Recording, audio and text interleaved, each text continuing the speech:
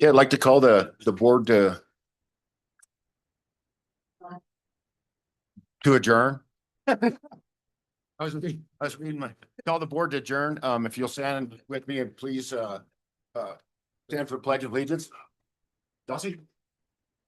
I pledge allegiance to the flag of the United States of America and to the republic for which it stands, one nation, under God, indivisible, with liberty and justice for all.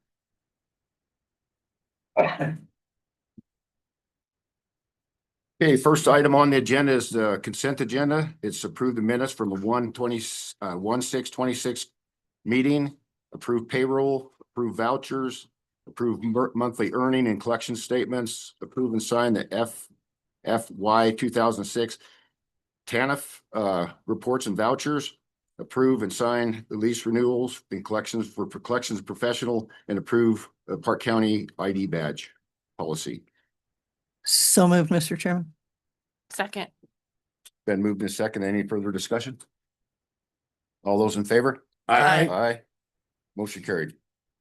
In our packet, we have a respondent's motion for continuance for the Cody Canal Irrigation District due to the attorney being out of country during that time. Mr. Chairman, I would move that we convene as the Board of Equalization long enough to review that request. My apologies. Correct. So we're convened as a Board of Equalization. So in front of us, we have the respondent's motion for continuance again because of the attorney being out of country. I'll second the motion to convene. I didn't hear. So do we need a second for the motion for the motion to Sorry. convene? Yes, yes. I'm out of control. So You're a learning. motion, a second to convene as the Board of Equalization. Yeah. Okay, any further discussion? All those in favor? Aye. Aye. Okay. As the Board of Equalization, try this again. Respondent's motion for continuance. Mr. Chair, I would motion that we continue, extend the continuance, I guess, as the request of Mary Reed if she's out of the country. And it looks like we need to set a date. So we would move to extend. I guess, Mr. Chair, just for assistance on the motion, do we know when? I don't know that we know when she'll be back, so I don't know when to motion to extend it to. It looks like she's through the 23rd. So February 10th or February 3rd. So our January next, 10th to January 23rd. Right. 17. okay, so I'd motion to extend it to, is February 3rd adequate? I'll motion to extend to February 3rd and we'll see what the discussion is. A second. Been moved and second. Any further discussion? Yes. Mm. Fine. Time. 9:35. There's.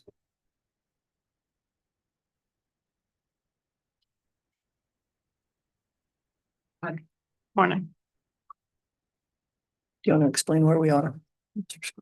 Yeah, Mr. Schwartz, we're going over the continuance for Cody Canal Irrigation District.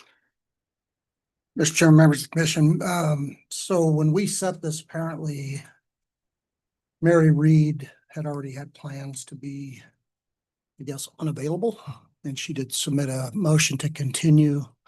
And I would advise the board to continue the matter just based on the facts. It's an important proceeding and council's unavailable, and sometimes these things come up, so.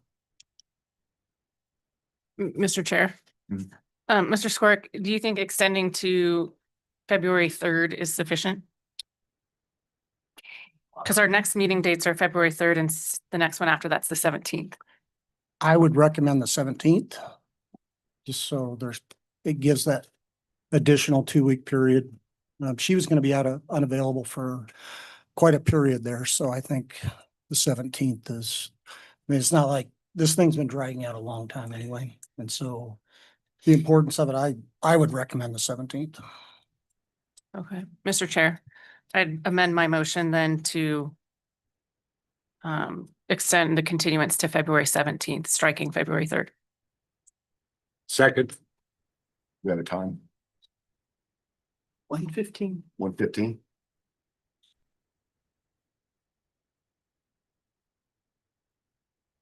Been moved and second to move the continuance of the Cody Canal Irrigation District to February 17th at 1:15. Any further discussion?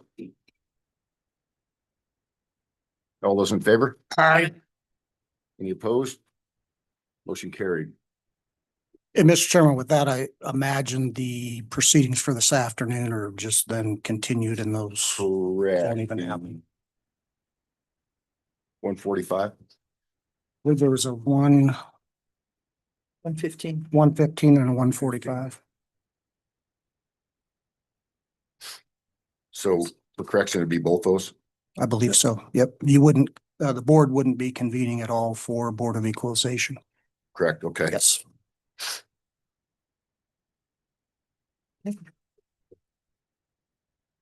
Mr. Chairman, I would make a motion then that we amend our agenda to remove the Board of Equalization from 1:15 today. Second. Been moved and seconded. Any further discussion? All those in favor? Aye. Aye. All opposed?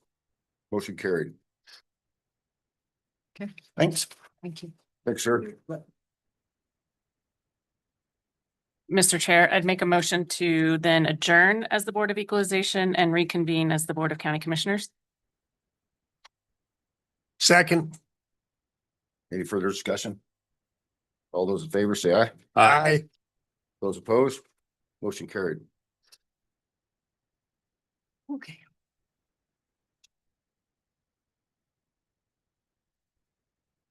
And we have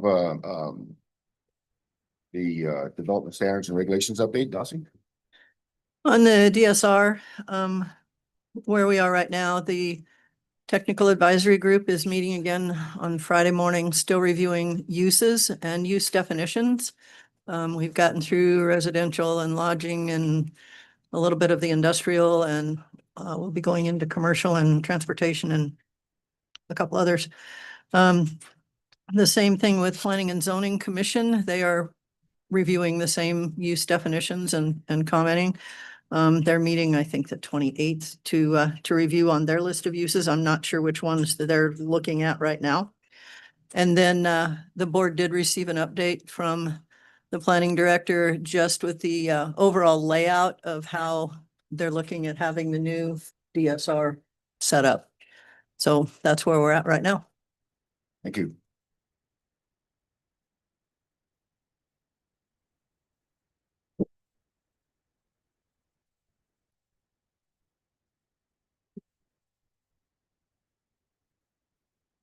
Okay, we have a few minutes before our next comment period for non-agenda and agenda items. We have just a few minutes here.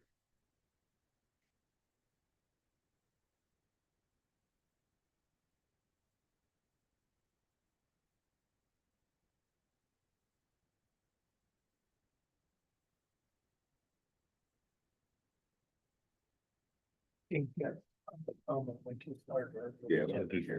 You could.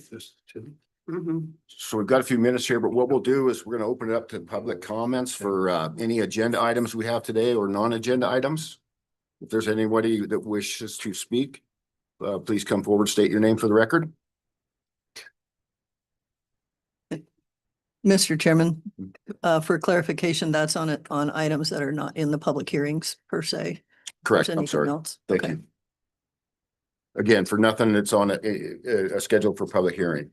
But any agenda or non-agenda items, if your road doesn't work or whatever, if you have any issues, Be careful.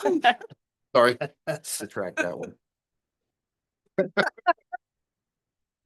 But.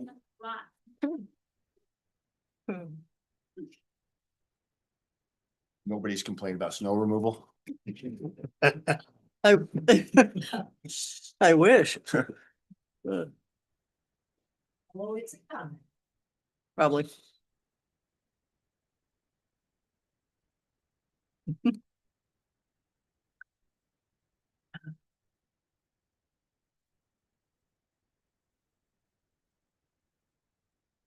And we do have a public hearing starting at 9:50. Unfortunately, we have to wait till 9:50 because that's when it's scheduled, so we'll be here for a little bit. If anybody wants any coffee or. I'm gonna go fill up. Yeah, just so everybody knows, when we have those public hearings set, they have to start at a specific time.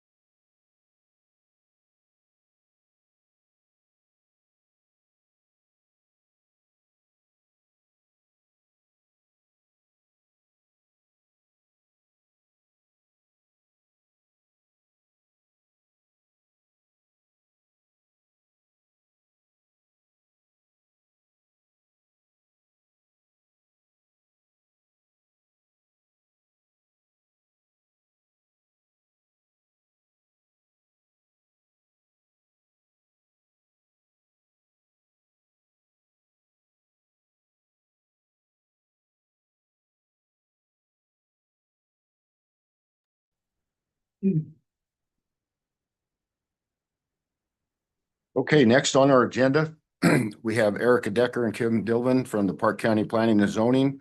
This is a public hearing for Retirement Ridge 2 MS 96 sketch plan. Thank you, Mr. Chairman. The staff report packet was provided to you and the applicant in advance of this public hearing. All facts are within the packet, and I will now summarize key findings from the material. The complete packet will remain in the official file in the Planning and Zoning Department. Charles Ziska submitted a minor subdivision application requesting approval to vacate Retirement Ridge SS 279 Lot 1 in its entirety and create a new 3-lot subdivision consisting of one 8.4 acre lot and two 5-acre lots, each intended for residential use. Ownership is affirmed by warranty deed to Charles Ziska and Sarah Ziska.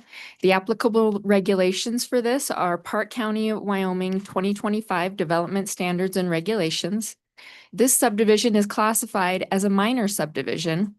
The property is in the GRP zoning district, and the lot sizes as proposed are consistent with that zoning district. The proposed subdivision is located approximately 6 miles west of Ralston with an address of 2106 County Lane 11. Neighboring land uses are primarily agricultural, and some residential uses are in the immediate area. Relevant agencies were notified and responded as follows. Garland Light and Power currently serves the property and will be able to serve the expansion. Park County Fire Protection District Number 1 can provide fire suppression to the property.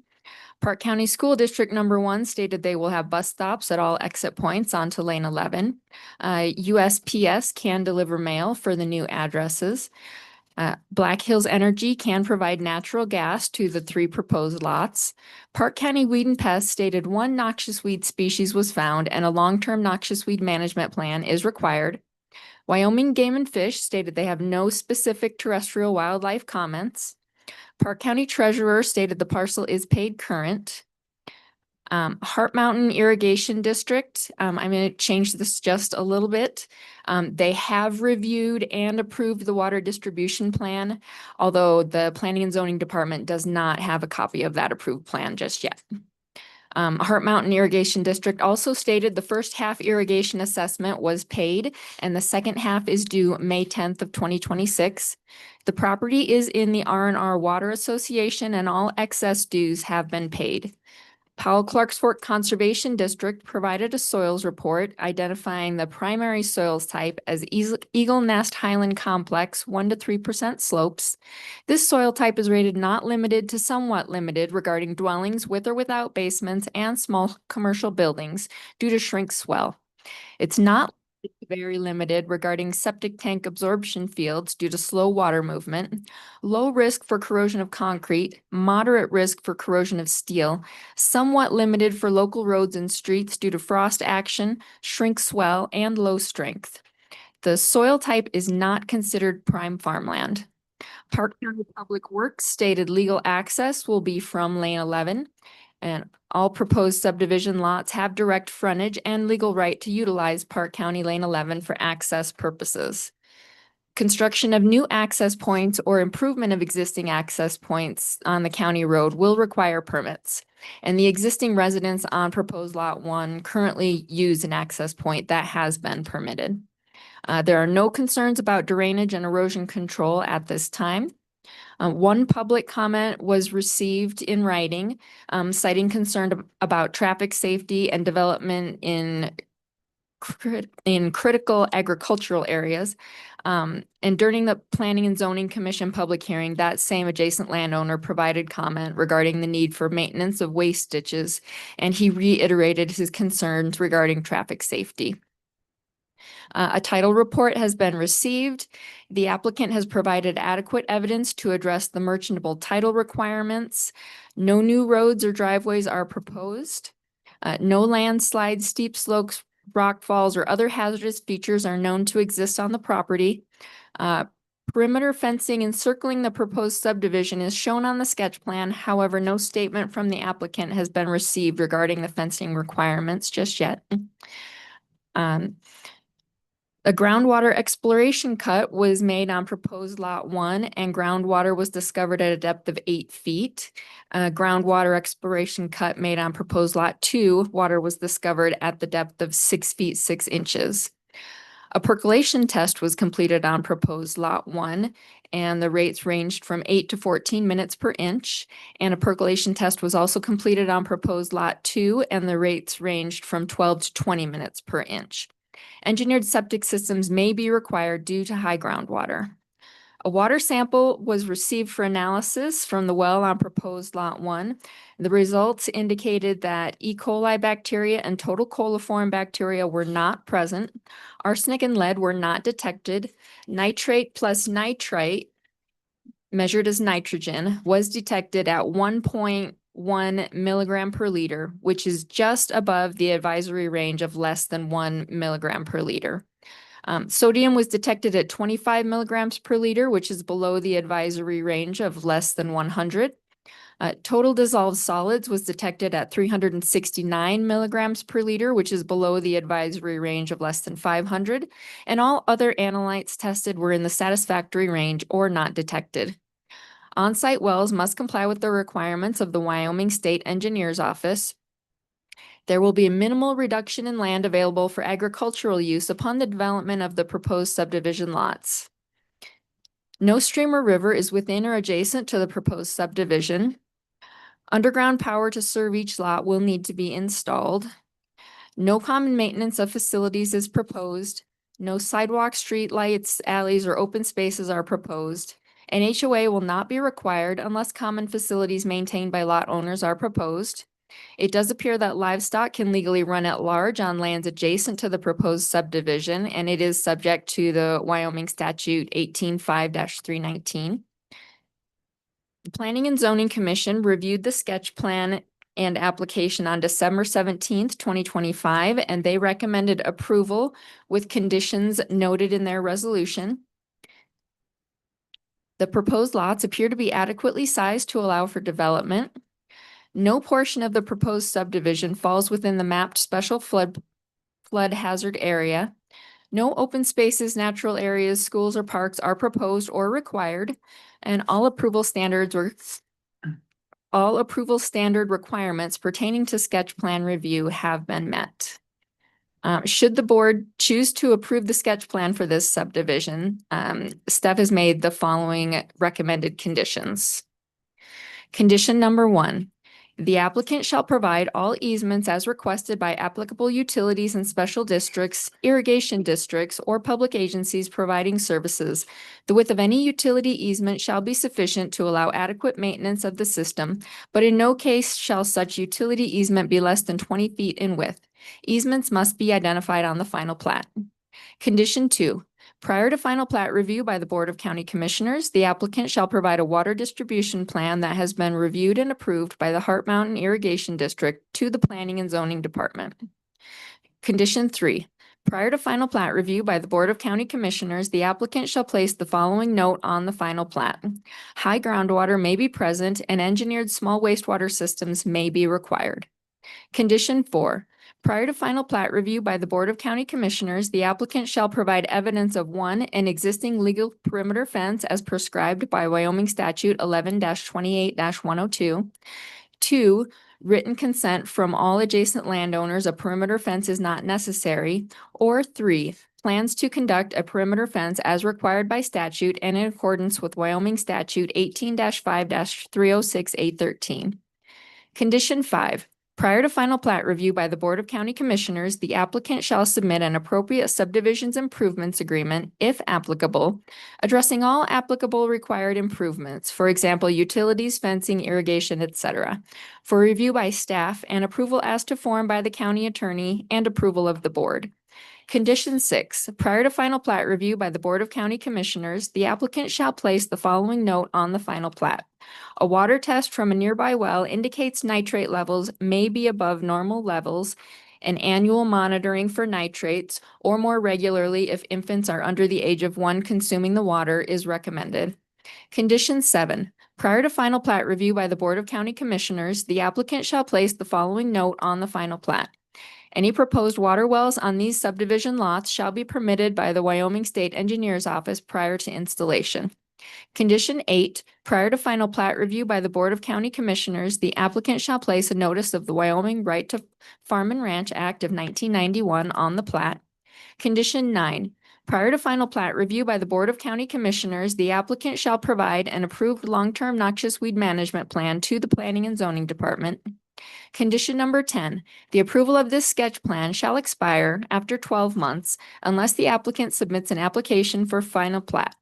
Upon written request in advance of the date of expiration and for good cause shown, the board may grant one extension of time for a period not to exceed 6 months. And condition 11, the applicant shall otherwise comply with the standards in the Park County Development Regulations and the minimum subdivision requirements as set forth in Wyoming Statute 18-5-306. Mr. Chairman, we stand by for questions. Any questions for staff? Chairman? Or Commissioner?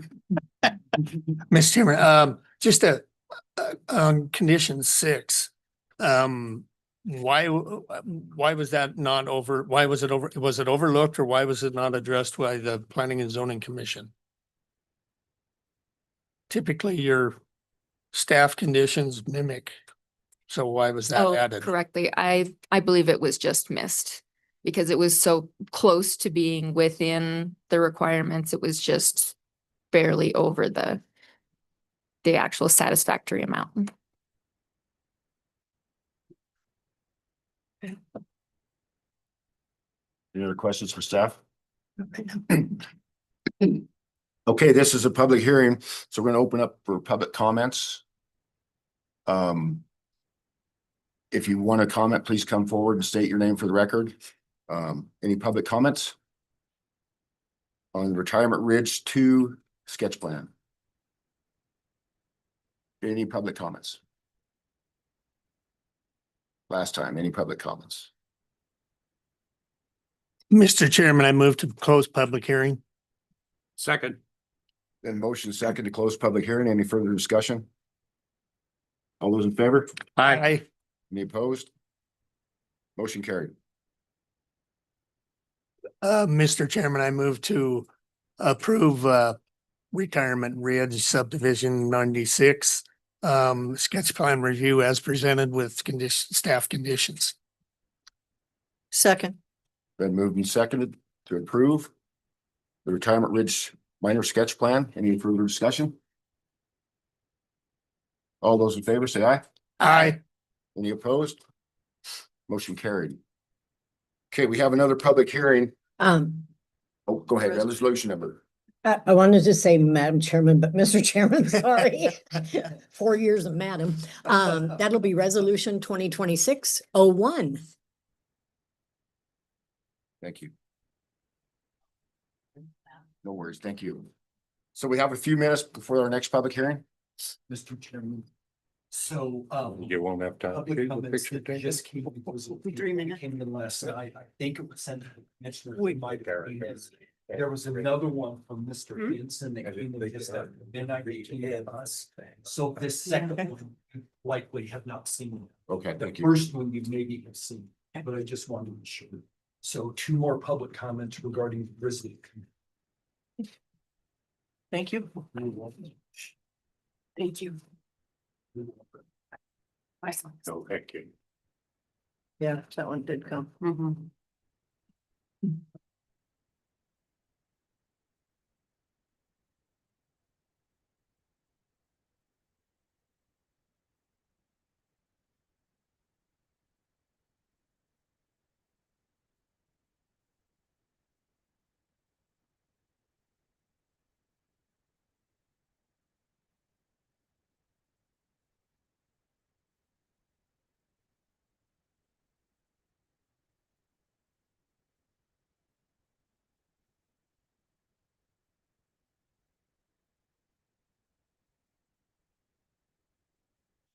Oh, yeah, when you said. Yeah, I know. That way down to. Yeah. You know, yeah, I should. Yeah.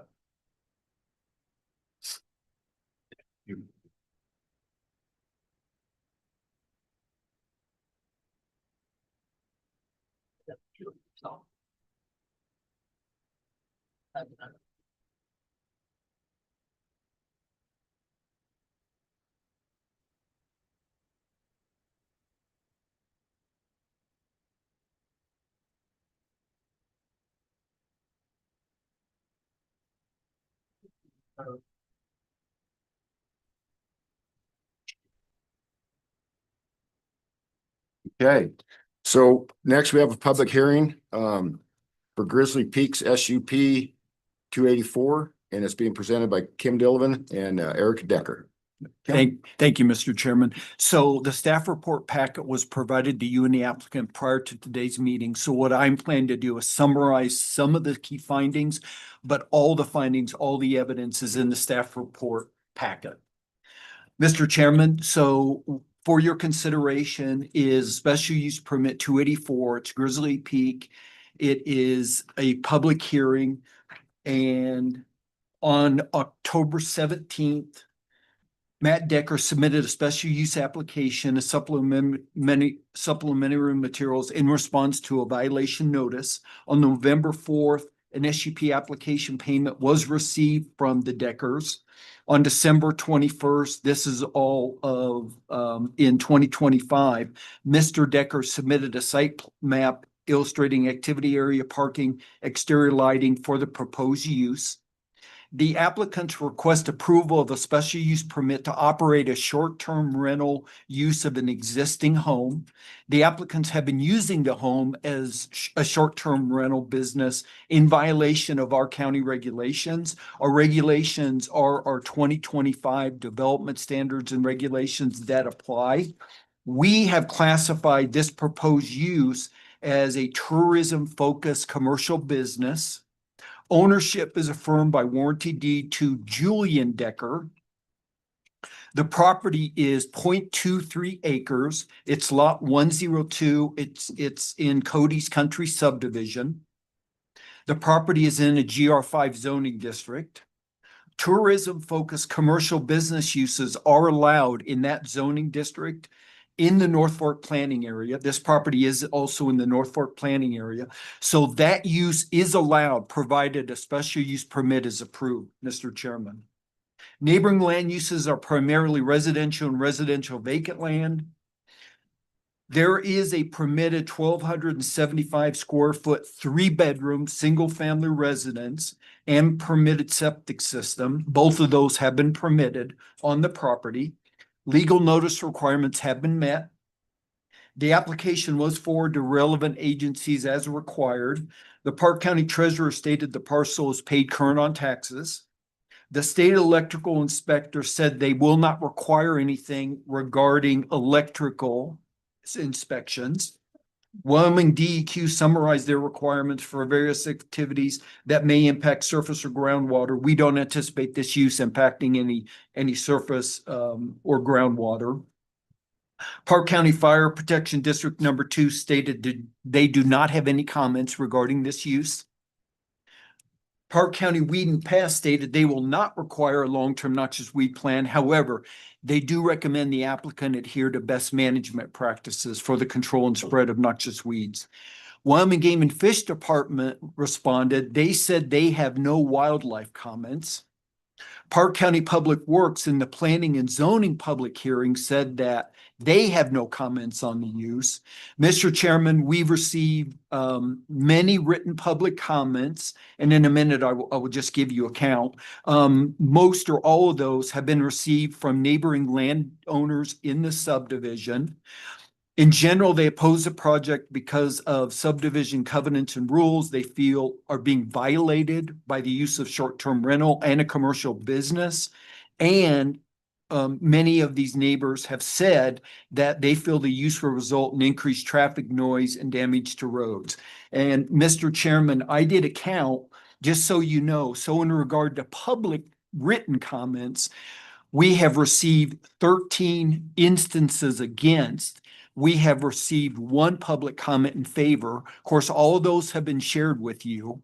Now, some of those comments, some people commenting shared multiple times. So in terms of individual people who have submitted comments, there have been 9 individual people who have been opposed to this, one person in favor.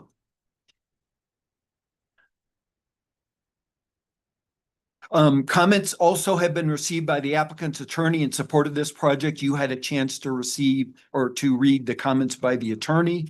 The Planning and Zoning Commission held a public hearing on December 17th of 25 to consider this special use permit application. In that hearing, the P&Z heard testimony from neighbors who own property in the subdivision. Many people were in opposition to this project, and they had the following concerns. So one was advertising. These are some of the public comments that we heard opposed to this use in that public hearing. And also P&Z heard these as well. Advertising using home as a vacation rental where different people are living in a home week to week is not the same as a single family in a home long-term full-time. The short-term rental of the Decker home is a commercial business. Members of the Cody's Country community have made efforts to educate landowners about the covenants for years because those people agree with the covenants and they believe they're valid. Again, these are all comments that were shared in that public hearing by neighbors. The short-term rental of the Decker home generates noise, traffic, including commercial traffic related to waste management and cleaning more so than long-term use of the home would for single family. The increased noise and traffic has negative impacts on wildlife, has negatively impacted road conditions, and has generated concerns about road maintenance, safety, and liability. The short-term rental of the Decker home has a negative impact on the character of the neighborhood. Applicants seem to pick and choose when the covenants apply or do not apply, and there's increased fire danger and lack of water for firefighting. Again, these are all comments that we heard in the P&Z public meeting. Those are in the staff report. You had a chance to see those. Also, at that December 17th meeting last year in the public hearing, the Planning and Zoning also heard testimony from 2 individuals who are real estate agencies. They spoke in favor of the product. They addressed the value and necessity of having short-term rentals in this area because of our tourist trade. And they mentioned that they believe short-term rentals are not commercial uses and the government should not consider them commercial businesses. At the December meeting with P&Z in that public hearing, Mr. Decker did state that the home is listed on both Airbnb and VRBO, and both those entities collect and remit lodging taxes to the state. The Planning and Zoning Commission concluded on December 17th that the use is not in harmony or compatible with the surrounding area and would create a substantial adverse impact on adjacent properties. And they said the subdivision has covenants that the county should not ignore. As a result, P&Z recommended denial of this SUP application. The applicant has also made statements regarding how compatibility will be achieved. And I just listed some of the things that they have said or written. They said the home is a short single family residence used as a vacation home and for guest occupancy. The home is not used on a continuous basis. It's winterized for 4 months each year. It's occupied by the owner, their family, or friends for various times throughout the year. The applicant said that guest occupancy will be limited to 2 vehicles or 6 people at a time. The applicant said guest occupancy is consistent with covenants, so there is no increase in traffic. The applicant stated the property is used April through November, again, not on a continuous basis. The statement was provided by the applicants regarding Cody's Country covenants. The applicant said they believe this is not a business use. The applicant said this use, they believe, does not negatively impact surrounding areas, and the applicant said no evidence of increased traffic. Covenants and rules have been recorded for the subdivision. We shared those with you, Mr. Chairman. This property is a non-conforming lot. In GR5, as you know, the average minimum lot size is 5 acres, which means this 0.23 acre lot is, when it's small, that's relative, but it's also a non-conforming lot. The applicants have a well permit for groundwater. And on that permit, it says that use is equated to approximately a 4-person family. The advertising for the rental of the property suggests accommodations are offered for up to 6 people. A permitted septic system also serves the property. Rocky Mountain Power provides electricity to the property. And this is an SUP, and generally site plan review is required, but because of the small nature of this use, site plan review is not required with this SUP. So we've not done any site plan review requirement. Mr. Chairman, if it's okay with you and the board, should you approve this use, we do have some conditions for you to consider. May I read those? Please. One is, again, this is should you choose to approve, we're recommending these conditions be considered. The applicant shall comply with Park County noise, lighting, and other nuisance regulations. The maximum occupancy for the use shall not exceed 4 people. The maximum number of cars allowed on the property to serve the use shall not exceed 2. The applicant shall comply with Park County sign standards if applicable.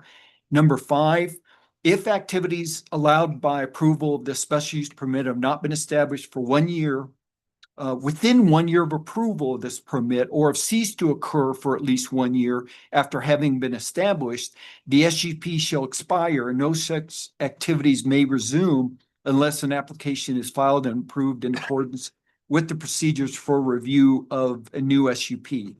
The planning director may exceed this time limit 1 additional year when the activities permitted by the special use permit have been delayed due to circumstances beyond the applicant's control.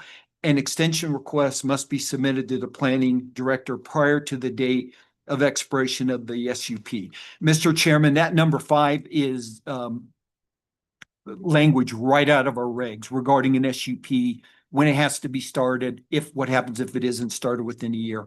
And then number 6, the applicant shall otherwise comply with standards in the Park County Development Standards and Regulations. Thank you, Mr. Chairman. We're happy to answer questions should you or other commissioners have any. Mr. Chair, as far as the staff recommendation, you had the maximum occupancy not to exceed 4 people and cars as 2. Where'd you come up with those numbers? So a recommendation for the 4 people, I believe it goes back to the well. And so when the state engineer's office, when they permitted that well, they said that water uses allowed is, I believe, consistent with a 4-person family. So I believe that's where we came with that recommendation. The number of cars too, Commissioner Mangold, I want to say it might have been something. So if I'm not mistaken, so the applicant said in their list of how compatibility is met, they said guest occupancy will be limited to 2 vehicles. Okay. So that was their recommendation. Now, if somebody has 8 people and 4 cars, do you send planning and zoning police out there, or how do we enforce something like that? So with any kind of violation, Commissioner Mangold, if we hear of a violation, typically we'll reach out to the property owner and remind them, in this case, if this is approved, remind them that if we hear a violation, they should not violate anymore and they should stop the violation essentially immediately. Or they might end up in our big stack of violations that we have, and we'll eventually get to it. We are working on violations. Yeah, that is you are. true. Yes, we are. Thank you. Mr. Smoy? Mr. Chair. Can you speak to, I might have missed it because there's 174 pages in this packet, but can you speak to if there is a road maintenance agreement up there that they all have, that they share? So I know we have, and I believe we shared this with you also. We shared 2 copies of covenants. We shared 2 copies of rules and regulations. And in there also is there is a road agreement. And we did, I believe we did share that with you. I know we do have a copy of that. I think they call it, or it's called road users agreement. And it talks about, in general, I don't remember all the details, but it talks about this being a private road used for the subdivision, so on and so forth. So there does exist some kind of a road users agreement that has been recorded with the county. And so, Mr. Chair, so when each person buys their piece, they sign on to that road agreement and agree to help maintain the road? I do, Commissioner Simone, I do not know the answer to that. Okay. I don't know the mechanisms for how that's enforced, how it's shared. I do not know. Okay. Any other questions for staff? Not at this time. Okay, this is a public hearing, so we're gonna open up for public comment. We have on the screen attorney for the complaint. Or the complaint, the applicant. If you could state. My name is Scott Homar, and I do represent the Deckers in this matter, Mr. Chairman and members of the commission. I do believe that Mr. Decker would like to speak to this issue first, and then I would follow him if that's fine with the commission. That's fine. And we are gonna limit to 8 minutes because we have a lot of people here. So between the two of you could try to keep it within 8 minutes. That'd be great. That's our plan. Thank you. Thank you. Should I sit or? Yeah. Yeah. Yeah. Thank you.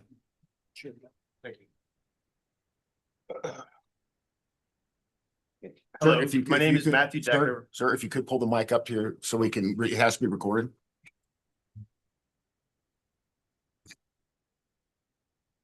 Hello. Thank you. Hello, my name is Matthew Decker. My wife Jillian and I own 128 Erie Drive in Cody, Wyoming. Our attorney will confirm the legal issues surrounding the covenants, which I will touch on, and the county is clearly allowed to abstain from the consideration of the covenants based on the 2015 and the 2025 Park County DSR. My wife and I and our children are from New York, where the government oversight is second to none. We chose Wyoming to build our vacation home in order to fully utilize our private property. We have been visiting Wyoming to see my wife's family for over 20 years, and we assumed Wyoming was a live and let live state, which would protect our private property rights. But unfortunately, we've been brought here today by a few of our neighbors who complained, although they were not tangibly or demonstrably affected by the activity at our home. This small group of individuals within the community has inferred their supposed authority through the common landowner, Jim Nicholson. However, these individuals, even with Mr. Nicholson and the lots they own collectively, do not represent the majority of the Cody Country community, which is made up of over 150 unique owners. And because there was never an HOA formed for the enforcement of the original covenants, as required by those covenants, the community residents opposed to short-term rentals are now relying on abandoned covenants and imploring that the county impose their will. In the last 53 years, since the covenants were originally filed, the failure to ever form an HOA demonstrates the past and current lack of agreement in our community. All of Cody Country residents need the opportunity to take part in discussions to form an HOA and any covenants that will be supported by the majority, which will require negotiations on many topics, a process which the county should not attempt to chaperone. Further, the attempted amendment filed in 2004 restricting short-term rentals was not filed with any signatures other than the developers, making it invalid from its filing. As it lacked 80% of the residents' signatures as required by the original covenants. This fact is confirmed by the Park County Clerk in an email we sent to the Planning and Zoning Board. Our house conforms with the surrounding houses and landscape, both in appearance and function. It has only served single families with one vehicle, although it's allowed two.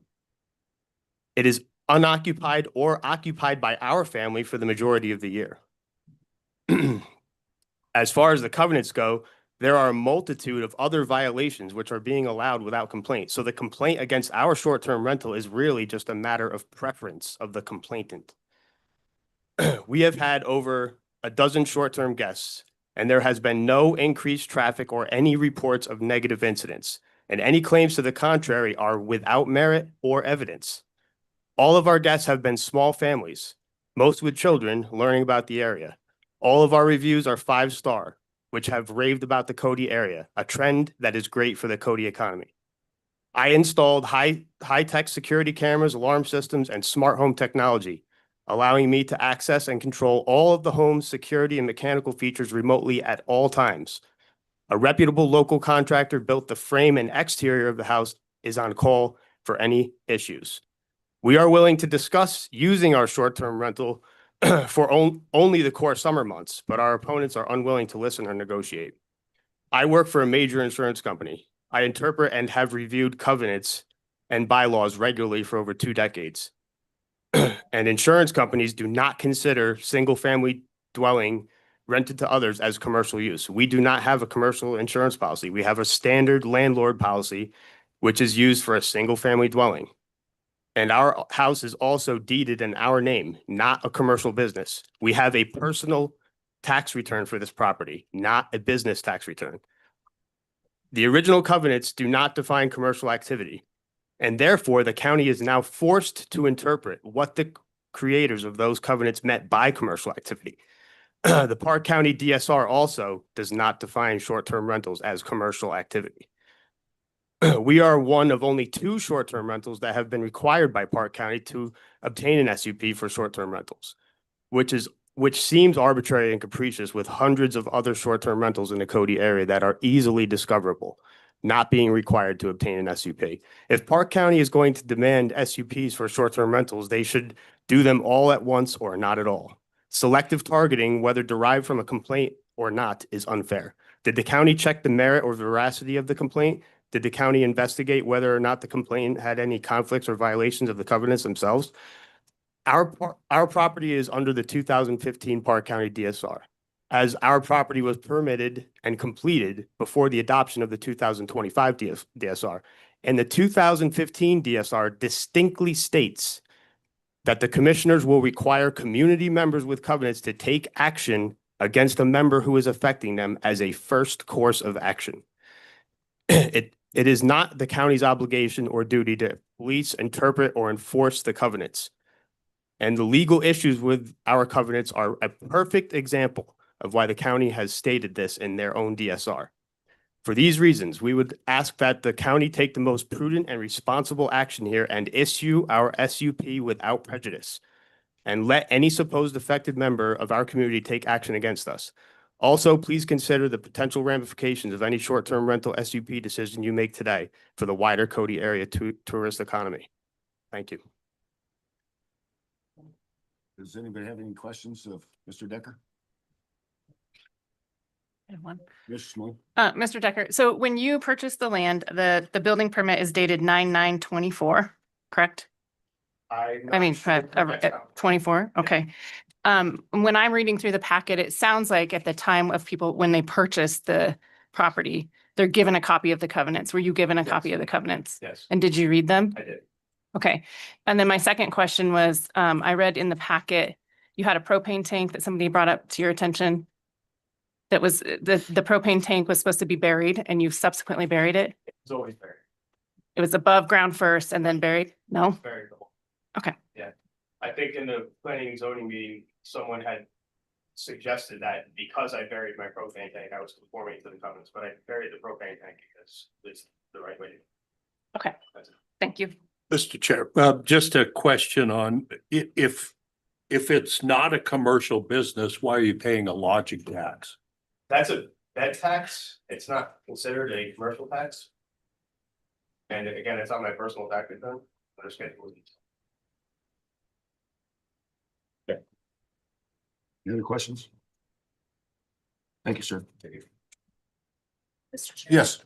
I just would like to clarify, Mr. Decker indicated he read a line from the 2015 regulations on the covenants. I want to read the exact text. Can you step up here with the mic, please? Absolutely. Thanks. I'd like to read the exact text, Mr. Chairman, from the 2015 regulations, which Mr. Decker cited regarding covenants. I want you to have the exact language. If there is a simultaneous violation of the covenants and county regulations, the county considers covenants the first line of defense and may choose not to enforce the regulations until the covenants have been enforced. So it's a may, not a will or won't. Thank you. Yes, sir. Scott, what's your last name, sir? My last name is Homar, Scott Homar. I'm out of Cheyenne. And thank you, Chairman Stewart, members of the commission. I am here to represent Mr. and Ms. Decker in their request for approval of the special use permit. I have provided an informational memorandum, which I believe was in your packet. I provided that to the Planning and Zoning Commission as well. And as you stated earlier, the Planning and Zoning Commission voted to recommend denial of the SUP. As of last night, the minutes for that meeting were not online, so I didn't have wasn't privy to those as far as preparing my statement here today. But as I recall, it was premised almost exclusively on the covenants. We understand that the commission has ability to take many factors into consideration, including whether covenants specifically prohibit uses. In this case, they do not. Both the 2015 and 2025 DSR allow the county to consider recorded covenants in permit decisions. If the commission can consider recorded covenants in their decision-making process, they can also consider whether said covenants are clearly and frankly undisputably invalid. Original covenants require any amendments to the covenants to be approved by not less than 80% of the owners. As Mr. Decker stated, that simply did not happen when it was attempted to prohibit short-term rentals down the road. Again, that's undisputed. The amendment attempting to curtail was signed only by the developer, and therefore the short-term rental prohibition is not valid. There simply is no restriction as we sit here today. The original covenants only prohibit commercial activity. And quite frankly, it's our position that short-term rentals are not commercial activity. If you were, as a commission, determined that you're going to treat it as such, and the planning and zoning has made that clear, you'll be doing almost exclusively SUP determinations. There are a lot of these short-term rentals in Park County, as you know. Further, no courts in any of the surrounding states consider. Yes. Your time's about up. If you could just wrap it up quick, that'd be great. Sure. Just real quick, Colorado, Idaho, South Dakota, and Montana do not find that residential uses are prohibit short-term rentals or that they're a commercial activity. Only in one specific, very fact-specific case did they do so.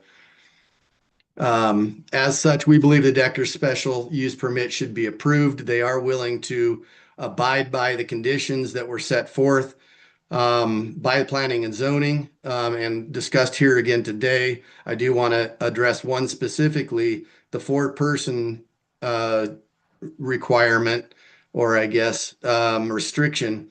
It was originally 6 persons or 2 per bedroom that was in the planning and zoning commission's report, staff report. That makes sense. 4 persons, we were not made aware of any issues in this regard. Okay. Further, there would be no increased traffic. Okay, thank you. Thank you. And this is a public hearing, so if anybody would like to, oh, excuse me, go ahead, staff. Mr. Chair, can I just say 2 things real briefly? Yes. In regard to this being commercial business use, so we have classified this, as you know, as tourism-focused commercial business. Mr. Decker has not appealed that decision to you. So my understanding is then he understands that this is, at least as far as, he may not like it, but he's not appealed commercial business use to all of you. Another thing is, this is not the only short-term violation we are working on or have worked on. So we are not biased against Mr. Decker. Thank you. Mr. Chair. Go ahead. Sorry, Mr. Chair, this is Joy Hill, Planning Director. I just want to make sure we're clarifying our rules along the way where statements are made. I hope to do the same during public comments if things are spoken out of turn.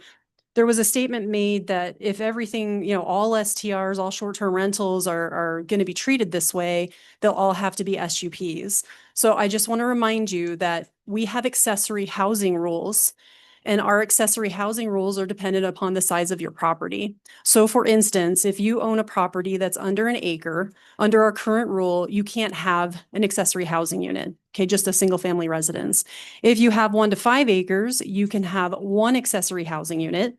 And our rule says 1 accessory housing unit may be rented at any time. Doesn't say long-term, doesn't say short-term, just says it may be rented. So we have a lot of accessory housing units that may be short-term rentals that fall under the accessory housing rental allowance. Those would generally not be handled under an SUP unless there's some reason in our zoning map, our table of uses that says in a particular zoning district that you would have to get an SUP. That could be maybe industrial. I'd have to look at that table specifically. Where the SUP comes in is where there is not occupancy. So as you know, we have a residential business classification, and residential businesses are where a resident is occupying the property. So for instance, a bed and breakfast, what is the definition? It's owner occupied. Okay, so it's a business that is occupied by the resident. That is what distinguishes the residential businesses from the commercial ones. And so I just want to be clear, there are lots of short-term rentals in Park County. We're aware that there are a lot of short-term rentals in Park County. Are all of them permitted accordingly? No. Are we working towards getting those people into compliance? Yes, we are. Will the owner-occupied ones be less concerning than the non-owner occupied ones? Yes, because we heard from the public in 2019 that that was the case. So we are going to be addressing the non-owner occupied ones first because of the higher impact that we've heard from the public. Is there any more questions from staff?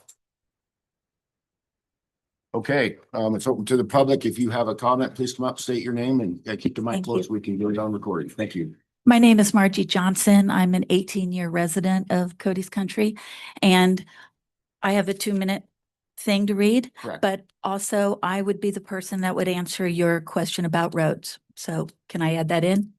Sure. Okay. Roads, it said, and snow removal are at the owner's expense and direction. And we have always just, okay, the road's bad. Let's go in, let's collect so much money, hire somebody and fix them. That is how it's always been done. 2.5 years ago, Jim Nicholson bought Cody's Country, and he's a dirt contractor. And so really about a month and a half ago, that man is really taking care of our roads.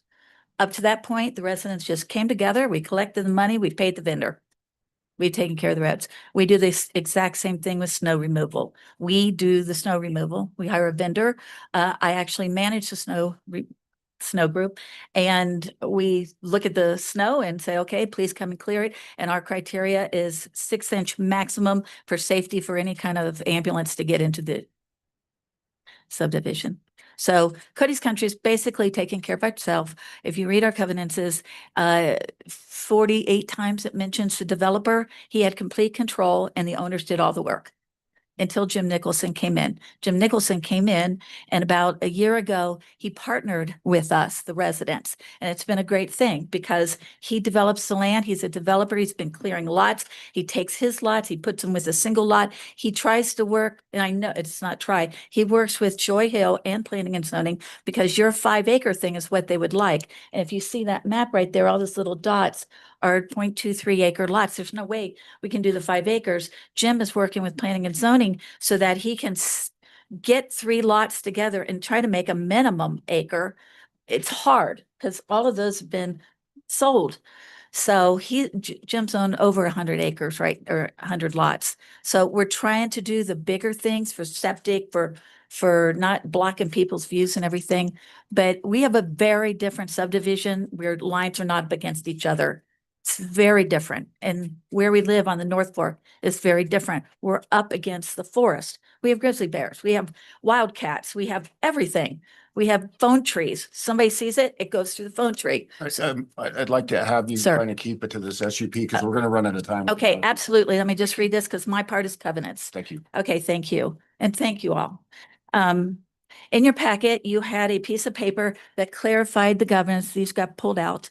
And these are the legal rules of our subdivision, and they state no short-term rentals, no vacation rentals, and no commercial activity.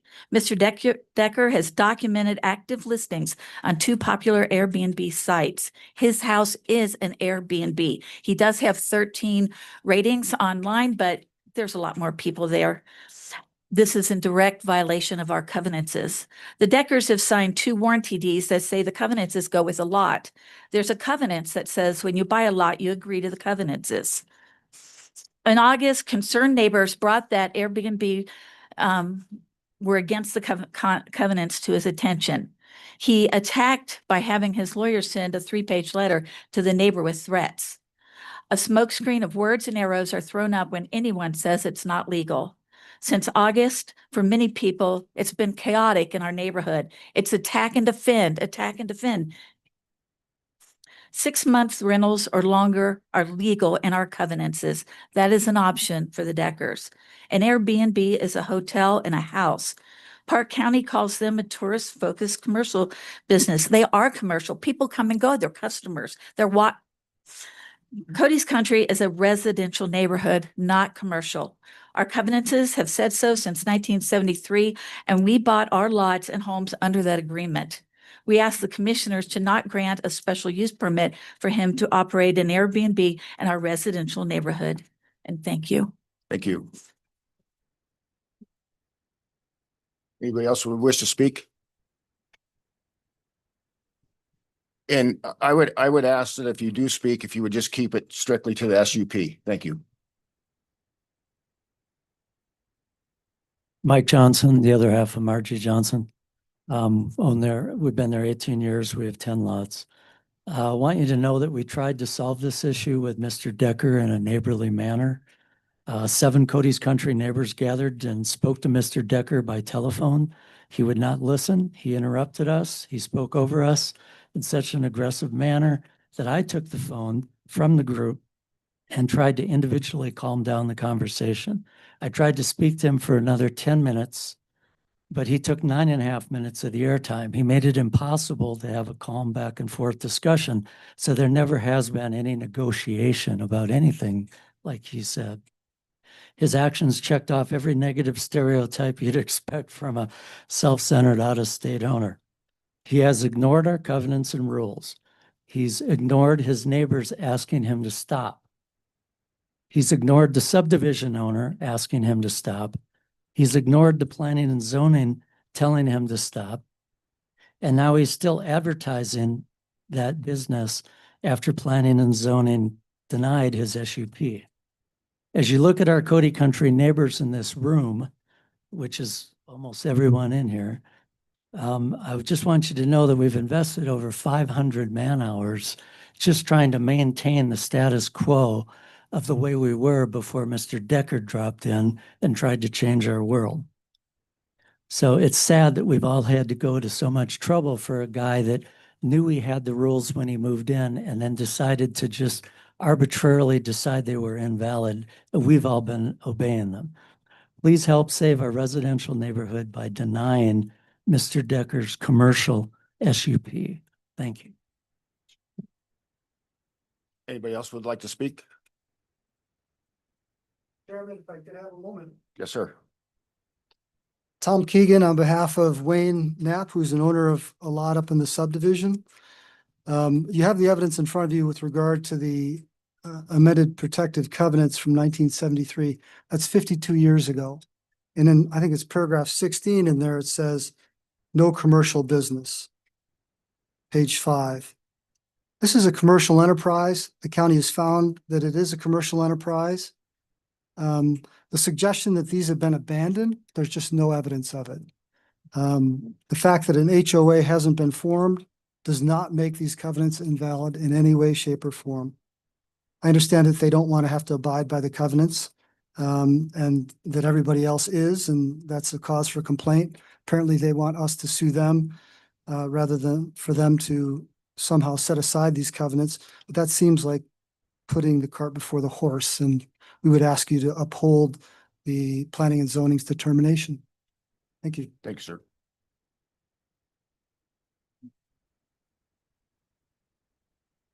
Morning. Thank you for this time this morning. I'm Tanya Bartholomew, and I am a property owner on 142 Cloudy Drive in Cody's Country, and I'm going to read my comments so they're succinct. I have been negatively impacted and affected by this short-term rental. My private property rights are being violated by this business. We purchased our property in May of 2025. The first thing we were presented with by our realtor were the covenants. We read them carefully. We were told to read them carefully because we knew what we needed to get into and what would be reciprocated to us. We clearly understood that there were no short-term rentals by the covenants. This was a positive for us.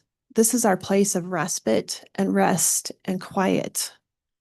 As the summer and fall went on, we were negatively affected by the noise and the flow of traffic going in front of our property up to Mr. Decker's Airbnb. And I just want to point out on this map, the 3 green dots over here on the west and then the south are the entrances into Cody's Country subdivision. Thank you, Mike. And Mr. Decker's lot is where the star is. And so you can clearly see that all of his guests, his cleaners, his commercial business trucks, trash trucks, they have to flow through everyone's property to get to this rental. It is a nuisance. It is a disturbance. And we all have property rights. Mr. Decker has property rights, but so do we in the subdivision. And we would like those reciprocated to us. And I would ask that you would just oppose the special use permit. And I thank you for your time today. Thank you.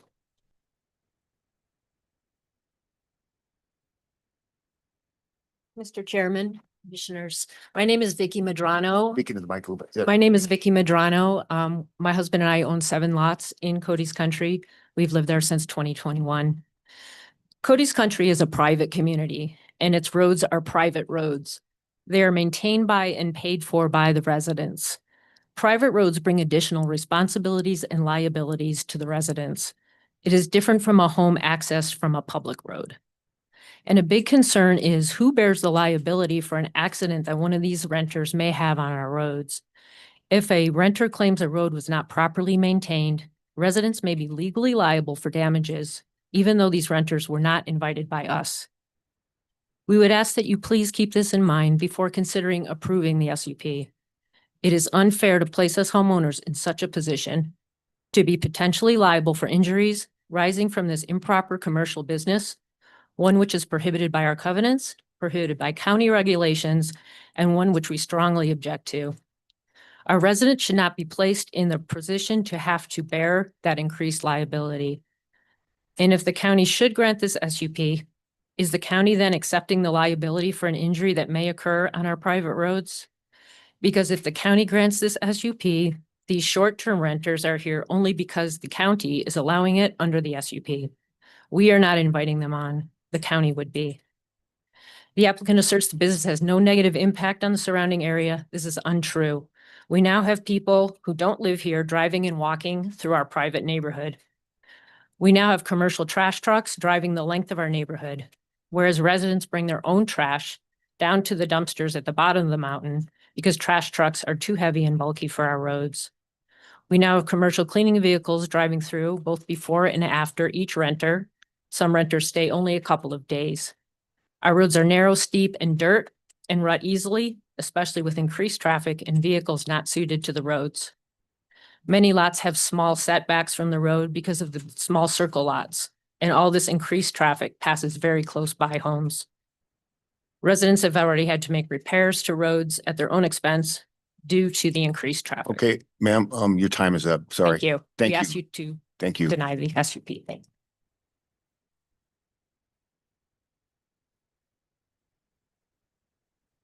My name's Terry Baxter. I live at 170 Cloudy Drive, right down the hill from Decker's. We also have a shop on Airy Drive, so we have 2 lots. We've been there for 3 years. First of all, we are adamantly opposed to the approval of special use permit for the Deckers. When we bought our property, it was on the understanding that short-term rentals were not allowed. We've had to deal with strangers pulling into our driveways, not knowing where the Deckers property is. Also, one of our roads goes right through our property and we allow others to drive through this area. Strangers walking around our subdivision when they shouldn't be, dogs being allowed to run without leashes, and unnecessary traffic going past our house. For the first time since we moved here, we now feel we need to lock our doors due to the parade of strangers that have been invited into our neighborhood to profit the Deckers. Our lives have been upended for someone that doesn't care about us, doesn't care about Park County, and doesn't care about Wyoming. They are only interested in collecting the money and taking it back to New York. The Deckers have blatantly ignored the county's orders time and time again. When they got the county's cease and desist letter in late September, they continued to advertise their property on Airbnb and rent out their property. The Deckers admitted at the P&Z meeting in December that they were actively marketing their property on these platforms. After the P&Z board meeting voted against them, they are still actively listing the property.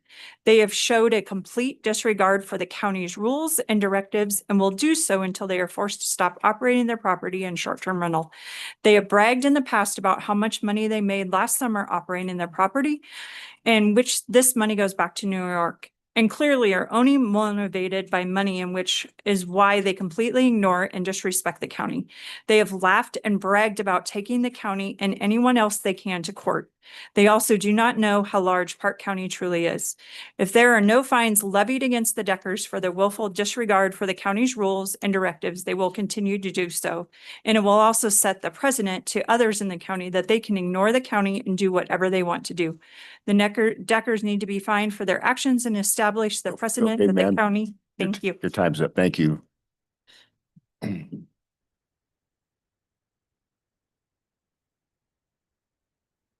Hi, my name is Casey Schwartz. I'm an associate broker and co-owner of Yellowstone Realty here in Cody. I have also been a licensed CPA in Wyoming for 21 years. This SUP was denied by the Planning and Zoning Board, not citing any violation to the current code and regulations. The only reasons that were given for denial of this SUP were read directly from the covenants, stating nonconformity and short-term rentals being specifically denied. Covenants or CCNRs are private land restrictions. Any violation must be enforced by the HOA or a lot owner by applying to the court for an injunction. This is the textbook for the laws and rules of real estate nationwide that we as agents need to know inside and out and pass a test to be able to practice in this field. They say private restrictions can be enforced in court with one lot owner or the HOA apply to the court for an injunction to prevent another lot owner from violating the recorded restrictions. The court injunction will direct the violator to stop or remove the violation. The court retains the power to punish the violator for failing to obey. If another lot owner or the HOA fails to take prompt action while the violation is occurring, the right to an injunction can be lost. The court might state that the right was lost through lashes. This is the legal principle that a right may be lost through undue delay or failure to assert it.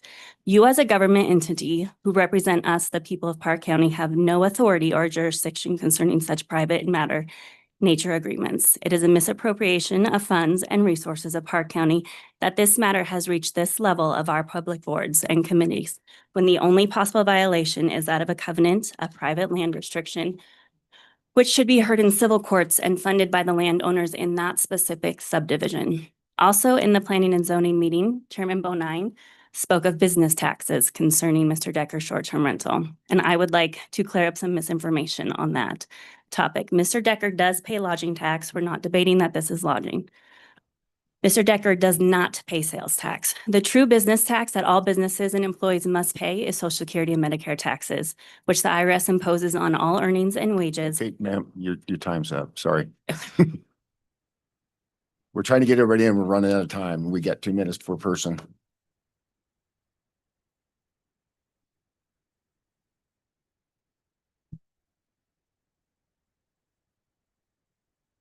Hi, my name is Jeannie Barrett Mashak, and I am here in support of this special use permit. There's a couple things that I want to get out to all of you today. When we sat at the Planning and Zoning Commission's meeting on this, Kim Brandon Wintermote had expressed the fact that they had taken short-term rentals out of the tourism-focused business category on purpose. Because it is, she said that it is in its entity, something that's going to have to be dealt with by itself.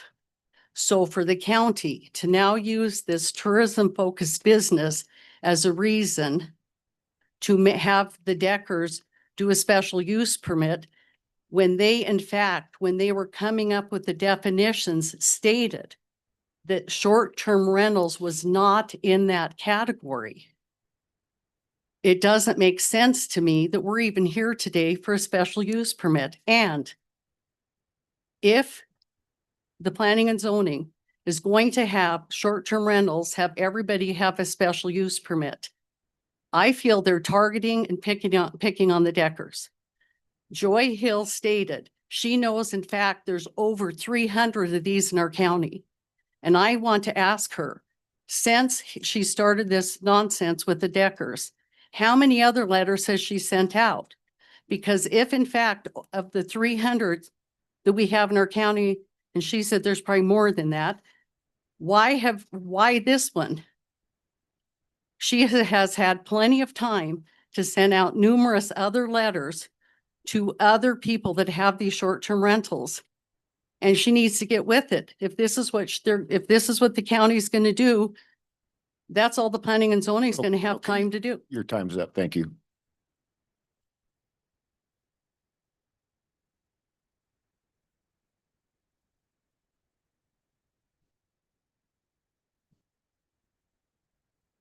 I'm Steve Morgan. I've been a resident of Cody Country subdivision for over 20 years. I'd like to see their short-term rental approved. Mr. Decker's home is kept in very nice conditions, a very nice home. And it also brings in revenue for the county.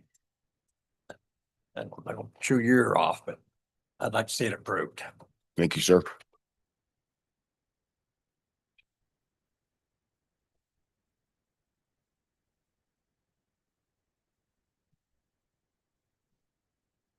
Hello, my name is Lucas Serta. My wife and I live in Cody Country.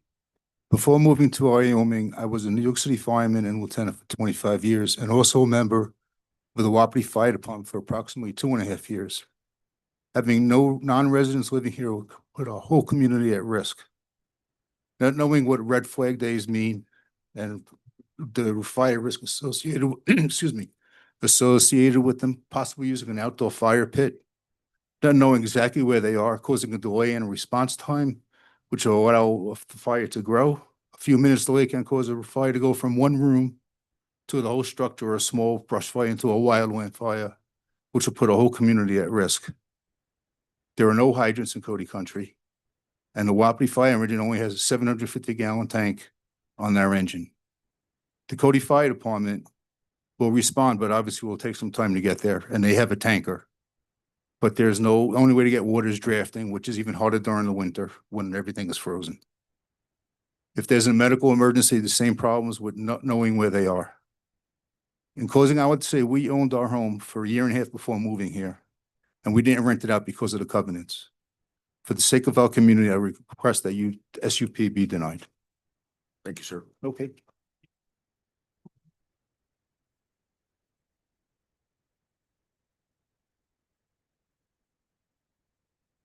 Well, my name is Ray Lewis and I own a home at 239 Hawk Drive in Cody Country. When I purchased 5.5 years ago, my realtor gave me a copy of the covenants and rules. I was able to make an informed choice about purchasing here. I knew what I was in for. I'm retired and single. I find that people that own their home and property tend to treat it and the neighborhood with respect. There is a vested interest in maintaining their property and the values of the area. I have seen where renters do not have the same affinity or accountability as those who own. They don't have to repair or replace broken or damaged property or look their neighbors in the eye after they leave.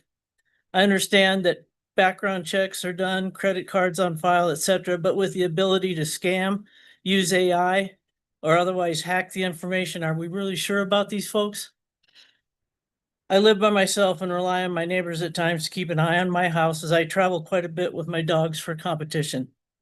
A lot of homes are empty during the winter, and I keep watch if I'm here for weather damage or in the unlikely event someone scoping out a house to vandalize or rob. I know my neighbors' vehicles.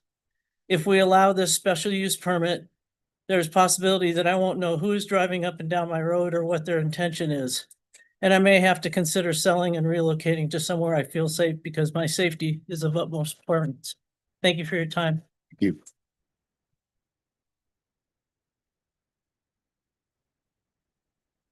Okay, we're running out of time here.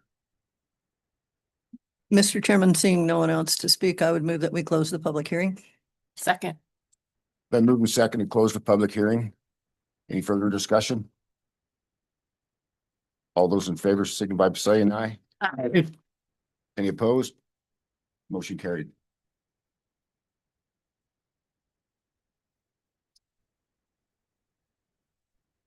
Pleasure, board. Mr. Chairman, I'm going to speak up. I'm never afraid of that.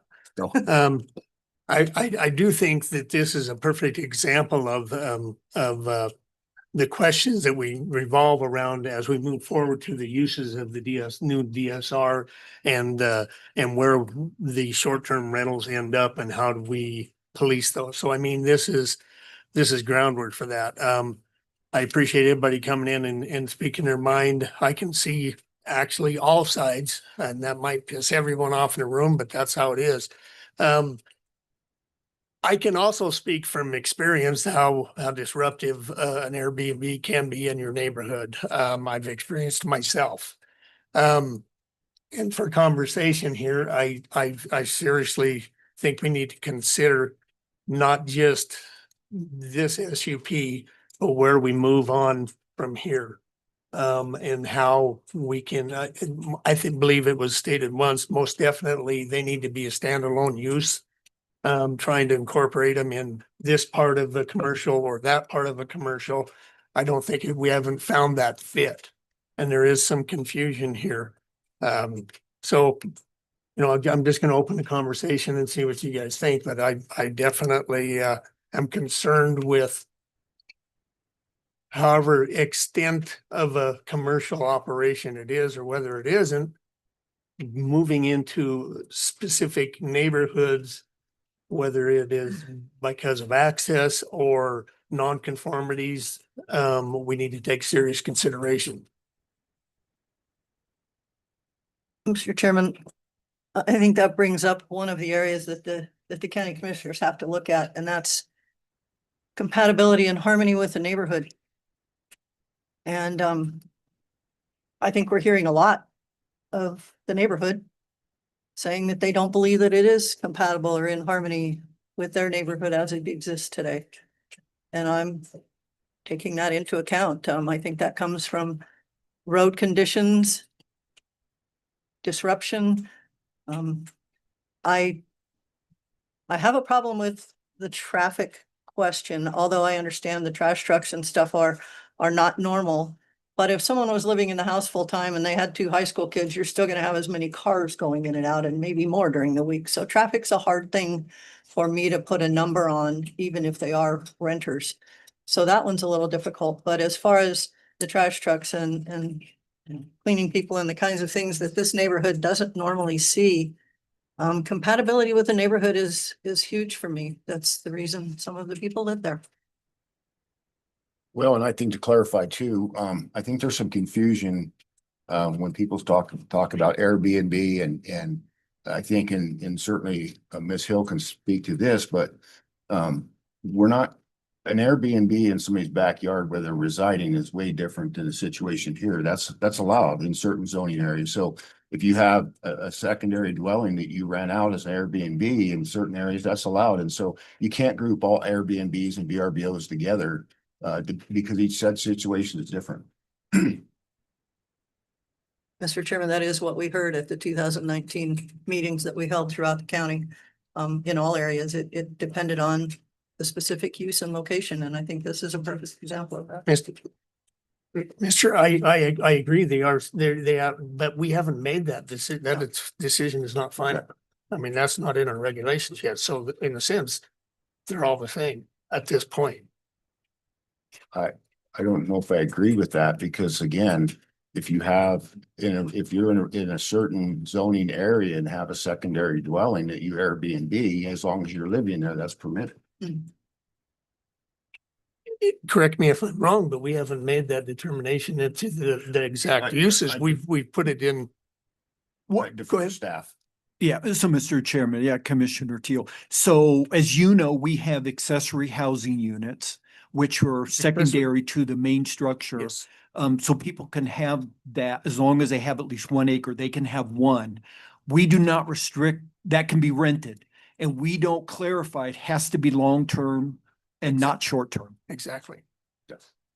So that, yeah, so somebody who has a single family residence, if they have enough acres, if they have accessory housing unit, they can rent that short term. But it is not in direct relation to a VRBO or short-term rentals.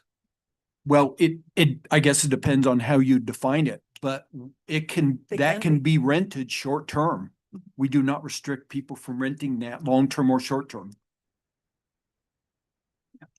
On an accessory. It definitely needs defined. Oh, certainly. So, I just want to quickly comment, I'm very pro private property rights. And the covenants coming in as part of this discussion, I think there's a darn good reason that for 50 years, we've never enforced them.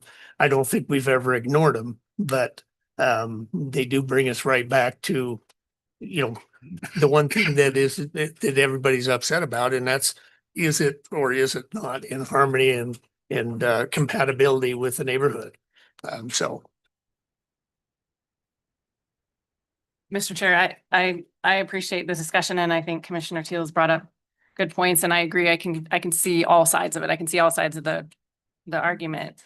For me, it goes back to the nonconformity issue, the GR5. These are 0.23 acre lots, correct? The entrance and exit causes you to have to travel through a lot of people's land, it looks like, to get or to pass their property. To get to this spot, I appreciate the emergency services limits, the private road maintenance, the liability of the road if something happens. And so for me, it's kind of the nonconformity to the neighborhood issue as well. And I'll let Commissioner Mangold tell us his thoughts. I'm trying to read a Supreme Court ruling in Montana about small businesses, whether short-term rentals are small businesses, and they're agreed that they are businesses. And even a lodging tax is a bed tax, and a bed tax is a lodging tax. And it is a commercial business. Now, of us, as we've said before, are we the ones who enforce the covenants, or is it the homeowners association that enforces covenants? And they don't have a homeowners association in this area, so it's a little complex. How can they enforce the covenants when there isn't a homeowners association? So I think it's a complicated decision. I don't know if, not really, I could go either way on it. And I think we need to maybe take a look a little further at some of the definitions too. Whether we all agree if it's a commercial business, but of course, when we get into our new regs, we'll have a better definition of it. But this was filed under the old regs, 2015. Wasn't it? I don't think so. It came in October, so it was under 2020. Yes, yeah, Mr. Chairman, yeah, this is under our 2025. Okay, new regs. The land use plan, No, the regulation. the regulations. Regulations. Part 1. Okay. Yes, please. Mr. Chairman, Joy Hill, there's a lot of discussion that the rules changed for short-term rentals in 2025. That is not accurate. The definition did not change. The term changed. The term highway commercial business was very confusing to the public. And some of you sat here when we had different permits come through and they're like, well, this use isn't on a highway. Why is it a highway commercial business? To help with that, to help clarify the intent, the term only, the title only was changed to tourism focused business to make it clear it wasn't related to a highway. So that is the only thing that changed with regards to that definition. Everybody is getting confused about short-term rental isn't a use on the table. I've already explained this to planning and zoning. I feel a little bit like a broken record, but I'll say it again. The county doesn't use the term Airbnb. We don't use the term VRBO. We don't use the term vacation rental. We don't use the term short-term rental as a use. We call what they're doing a hotel motel. It is a transient lodging business, and therefore it falls under tourism focused business use. So that's where it's coming from. Just because we don't call it the industry term, we're using what the use is. What are they actually doing? They're offering transient lodging to people. That falls most closely under the definition hotel motel, and hotel motel falls under tourism-based commercial business. So that is where this is coming from. I would like to also address the claim about the short-term rental violations. Several of you sat in the room with me for over a year where we wanted to go after short-term rentals, for lack of a better term. We were ready. We had inventoried them for the short-term rental discussions. The board directed us to wait, which we did. We honored that direction. We were then given the direction to go forward recently in the end of 2025. Now we have to go back and we have to revisit all of these properties. We are prioritizing based on information that's been brought to us, trying to go in order. Sometimes it doesn't work that way. Why was Mr. Decker's property looked at first, or maybe not first because he's not first? Mr. Decker just did his building permit with us. We had just been to the property. We knew there was nothing else on the property. We had people giving us the actual advertising for the property. It did not take long for us to quickly identify that there was a problem. That is why we did Mr. Decker's when we did. We are working on literally dozens of violations at the same time right now. As you know, we've even taken in help from another department to try to get working on them. It's not a quick process. We have to investigate. I don't want to issue violation notices to people who aren't actually in violation. We take it seriously. We recognize people have rights. We just want to make sure we're doing it correctly. We are issuing violation notices. You all get copies of them. You see them go out the door. There will be more coming. They're being worked on right now, but we can't do 300 violation notices at once. And most of those are not owned. A lot of them are owner occupied. So we will not be going after those first.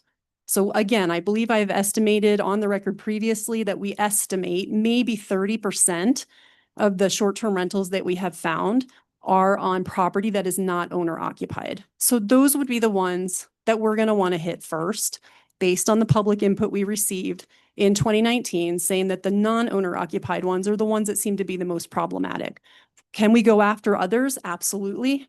Will we? We certainly hope to get caught up, but that is really what's going on. That is what's happening behind the scenes in terms of, enforcement. Thank you.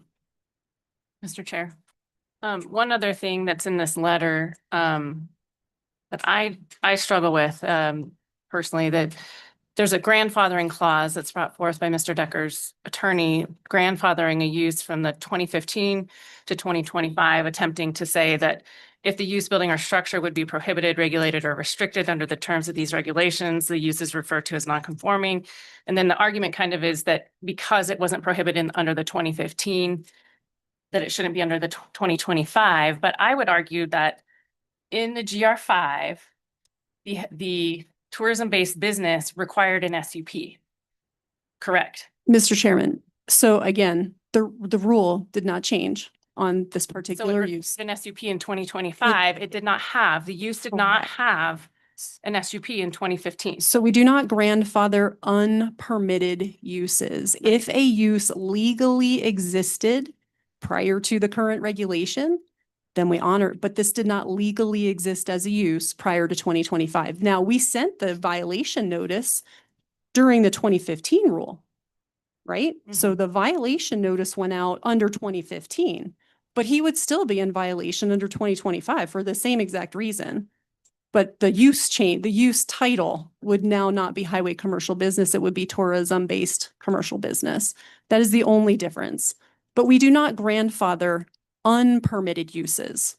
And it would have required, just so it's clear, it would have required that the tourism-based business would have required an SUP under 2015, and it did not have a permit to Correct. do that. So it cannot be grandfathered under 2025 Correct. because And it's it- not permitted. It would have been permitted as a highway commercial business in 2015. But I think the argument is going to be that the building permit was an approved use. The building permit for a single-family dwelling was the permitted use. But I still think there's the issue of the SUP for the, Right. And again, the building permit was not for a highway commercial business. If there was a permit for a highway commercial business, it would have been a special use permit, Hmm. which cannot be issued by staff. okay. So there's the difference.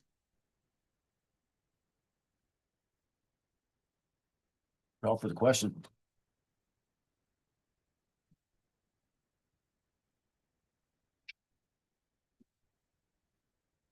Mr. Chairman, I will make a motion to deny this SUP request on the basis of compatibility and harmony with the neighborhood in looking at emergency services discussion, disruption discussions, road condition discussions on that basis. Second. Then move and second. Any further discussion? All those in favor? Aye. Aye. Chairman votes aye. Motion to deny.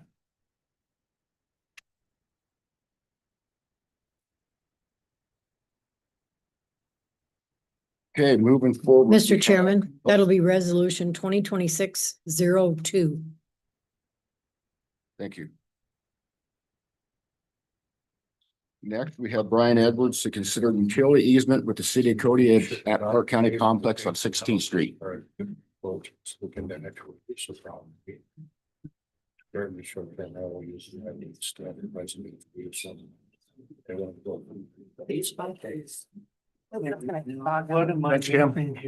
Thank you. Thanks. 2015. Short-term rentals. Yes, they were. If we knew about them, is what she's saying. Yes, they were under highway commercial. Come up with you.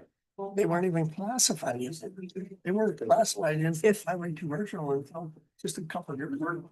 Philip, you have limited time, so I don't want any long-winded answers. Got about 5 minutes. 5 minutes.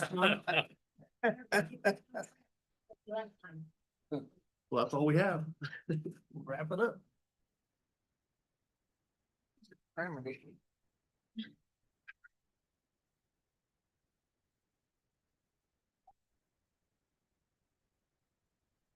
Mr. Edwards. You ready for us? Yep, we're ready. Thank you, Mr. Chairman. As you know, the Philip and Chris here with City of Cody, they'd approached the county a couple months ago, a little while ago, about some work that they're needing to do up on the east side of the Park County complex along 16th Street, right? 16th Street. Working to try to improve their electrical infrastructure there. So that they can better serve the businesses and things in there and then be able to maintain their services, and Philip and Chris can attest to that. Since that time, I think they've provided some information and a draft easement. They're looking at a 9-foot easement, and it'd be on the west side of 16th Street along the complex. Mainly for underground work, but they do have 3 above ground structures that would be in that easement as well. But I'll turn it over to these guys, Philip and Chris, and they can fill you in on the details. Thank you, Mr. Chairman and Commissioners. Again, Philip Bowman with the City of Cody and Chris Bruxford, our staff engineer. So we have been looking at a project, as Brian explained, along the west side of 16th Street and north of Stampede. We've gone through last year and done some upgrades to our Stampede overhead line. So this is an advancement of that improvement project for our electrical system. What this easement would allow us to do is bury a new underground primary line. And as Brian said, place 3 transformers and cabinets along the west side on the Park County property. And in that requested 9-foot easement, As Brian explained well, that will create some redundancy in our existing system in that area, allow better looping so that if there ever is damage to an underground or overhead line, we can backfeed that area with this additional redundancy and looping. And so we have laid this out as Brian said, in one of our standard easement documents. And we have had a legal description prepared to accompany that document. I believe there might have been some questions just about the need, so hopefully I've been able to answer that. Secondly, related to future development and the nature of the easement, what we typically lay out on these electrical easements would be called an exclusive easement only for the city's electric line. And the benefit, I believe, to the property owner, to Park County with that, is that you will know that the only utility that'll be placed there is electric. It would not allow other third-party utilities to be placed there and utilize that easement. It would be exclusive to the right for the city to have underground electric and those transformers and cabinets. Secondly, related to access, typically when we have easements of this nature along properties and then future development occurs, we're either able to work with that developer or Park County in this case to site the accesses to that property and avoid those existing cabinets or transformers.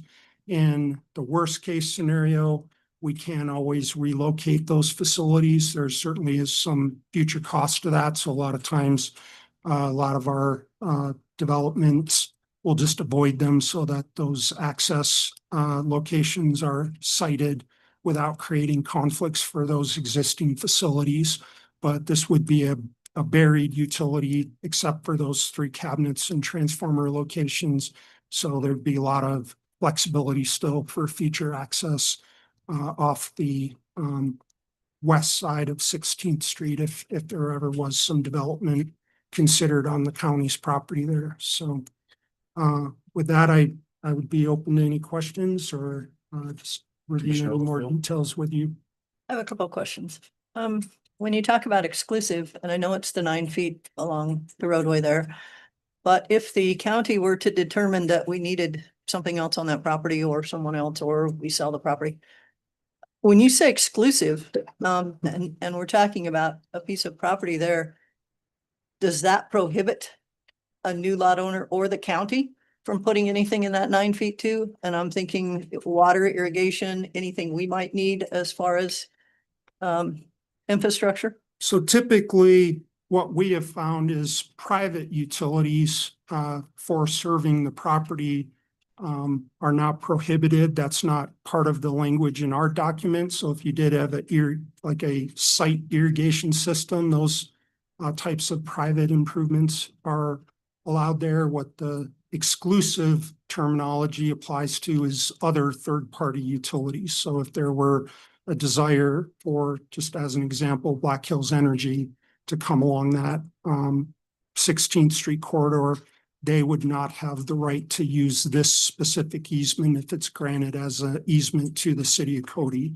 The only user of that easement would be the named party, which would be the city of Cody. So those third-party utilities would not have access to it. If that was desired, we typically set those up in a public utility easement, a little bit different terminology. And the public utility easement allows any utility company or owner that's recognized by the Public Utilities Commission to use those easements, just as they have a right to use our right-of-way as well. Commissioner Teal. Just to kind of a follow-up, what about just crossing? Is that if they need to cross your Yeah, easement? typically that is not a problem. Like if Typically, I'm one of them. Sure. yeah. In writing. The only thing that comes up with those types of crossings, like if there were development on the site and they were getting out to a gas line in the city street, If the existing gas main were in the city street as an example, it's just making Is that. there any crossing. something in this agreement that guarantees that if that was ever developed, that water could cross you, sewer could cross you? There is? Yeah. Okay. Well, it's allowed. I mean, we can work on that language if that's Okay. desired, but And it then just is to clarify, allowed. real quick, you're on the plat, it or it says 9 foot, but in the description it says 10. So which is it? Our intent was 9 foot, so if that was. Down at the bottom oversight. description of easement, it specifically says the Okay. easterly 10 feet of said parcel. So that's a correction we'll need to That make. damn It was- engineers. What's that? Engineers? Engineers. Yeah, those guys. Mr. Oldfield. Just kind of a follow-up. I think if I read this correctly, it also talks about the city ownership, but it can be transferred. It talks about assigns. I think in my mind, if we're going to approve this to the city of Cody, that's where I want it to stay. Sure. I don't want any kind of assignment availability to where it could belong to somebody else in the future. So I don't know what we need to do for wording there, but I would be hopeful that that's where it would stay. Okay, Mr. Chairman. Yes, sir. Commissioner Overfield, I believe the intent there, and probably the wording could be fixed better, would be like one of the city's contractors, a sign being somebody that they're contracted with, somebody that, let's think, Philip, that if you needed to have somebody do work in there on behalf of the city, I think that's the intent, I believe. Yeah, that is one case that language applies to. The other case would be a very low probability if the city ever did decide to get out of the electric distribution business and we sold our electric utility or conveyed our electric utility to a third party, they would need those easements that we had acquired for our facilities. So that's typically where that assigns language is intended to address. But it's not our intent to get out of the electric distribution business. Understand that. I guess, Mr. Chairman, I would just like the conversation to happen, rather than have it in writing at this point. Sure. If that happens in the future, that there is at least an acknowledgement with the county of what is happening and who might be taking it over. Not saying that it couldn't happen, just Yeah. have everybody educated. And that is something I can ask our city attorney as well as write what the intent of that language was developed for, just to confirm that for you. Thank you. Mr. Simone. But one of the issues that I saw in the easement that are in this language that I don't know, I think we need to clean up too is it just says, and further including the right, privilege, and authority to trim or cut down any trees or other shrubbery which may interfere with the construction, maintenance, and operation of such electrical line, and including the right to relocate such electrical lines under or across the same easement. Okay, it continues on, but I would prefer it said something like in consultation with the county or something like that. I just think the unilateral control of that is maybe not in the best interest of the county as well. So I think just to make it mutually beneficial, I think. And I guess I would address one thing that the exclusives part of it. I'm just trying to think. I certainly want to see something go through for the benefit of the public. I mean, I'm willing to that. I do have somewhat of a headache that what landowner would give up 9 feet for several thousand feet for nothing and just give it away. I can't think of anybody to do that. Sure. So I think, again, I support it. I think the language needs to be tweaked on it because that's a big thing for me because we were trying to decide, we think there's probably a couple lots separate from the main part of the building on that side. Mhm. And we would hate to encumber them if we wanted to sell those. So I think it's doable. I think we just need to work on the language, because inside of there's all kinds of sprinkler systems and along that thing. So I think we just need to tweak some of the language, and maybe I think it'd be beneficial for the two attorneys to get together and to work that out to cover everybody's bases. Yeah, I would say very openly, we have been trying to acquire exclusive easements for city facilities like water lines. If all we have in there is a water line, we try to make it an exclusive easement for just that water line. If all we have is electric, make it exclusive just for that electric. And part of that is so that there are not additional utilities added to that easement in the future that create more conflicts and risks when we're maintaining those facilities if we ever have to dig on them. But secondly is for the benefit of the property owners so that they know this is the only thing that's allowed when we grant this, we as a property owner grant this easement. Sure. I certainly wouldn't object if it is a strong feeling and the Board of Commissioners would like that to be a public utility easement to allow other uses of that. I think that's something we would certainly consider if that's part of our discussions. Mr. Chairman, I think, Philip, you're well aware that I did 600 or 700 easements for Northwest Rural Water. And of course, we went 6 feet deep, which makes a little difference in what you're doing with the 2 to 3 feet deep assumption, but understood that there's only so much space out there. And so if something else does come up, I really wonder about the exclusive because it's possible to offset a gas line by 4 feet in that 9 foot. And is it possible to do that to save the city money in the future or the, all of us money in the future? So that's where the exclusive thing comes in a little bit. And then my other thought, and it may be worded in there, I didn't see it, but the agreement that those boxes can be moved upon request from the county if something comes up. I mean, we can move them north or south, that's not a problem, but they could be moved. I'd like to have that in writing that it would, at the request, that they would be moved. Okay. So I'm comfortable that we can add that because we're requesting this easement, as you know, so I think that's something we can commit to, that if they ever do need, any of those facilities ever do need to be moved, we can take that on and we have the electric crew to do it. Thanks. Mr. Chair, I think to echo what you said, I think it's the benefit to the taxpayers. It's benefit for the people of Cody, and if it benefits the entire county, I think you've got something going there. We just need to get the attorneys to agree on certain language and some of the concerns that we have that might take a little while, hopefully not a whole lot of while, but I think if it benefits the community, I think we're all on board with something like that. But there are certainly some concerns that we do have about the property, and hopefully you guys get together and put it all together. Okay, you get the attorneys working on it. Yep, that would be our intent, is take this feedback to our city attorney and start to working some of these specific requests and language modifications, and then get it going between our city attorney and the county attorney. Sounds good. Thanks for your time. You bet. Mr. Chair, just to clarify, we would plan on, then the city would plan on coming back in front of you once the attorneys are happy. Sounds good. Thank you. Thanks for your time. Thank you very much. Okay, moving right behind. Next, we have designation of the official newspaper.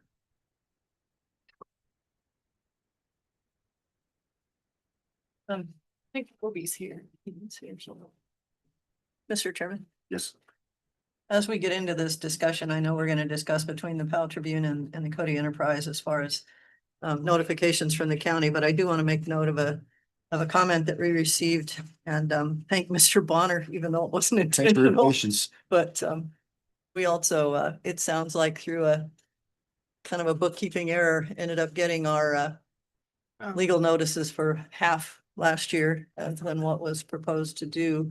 Appreciate it. Thank you very much. I know he's not going to back charge, but just on the record, we do know we're going to have to watch the budget line item a little bit more because this last year will probably not reflect accurately what should have happened and what will be happening in the future as far as fees for legal advertising.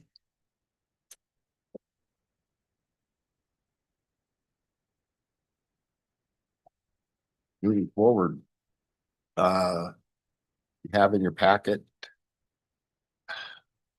I guess one of them more is just an email. Yeah, the Cody Enterprise. Yeah.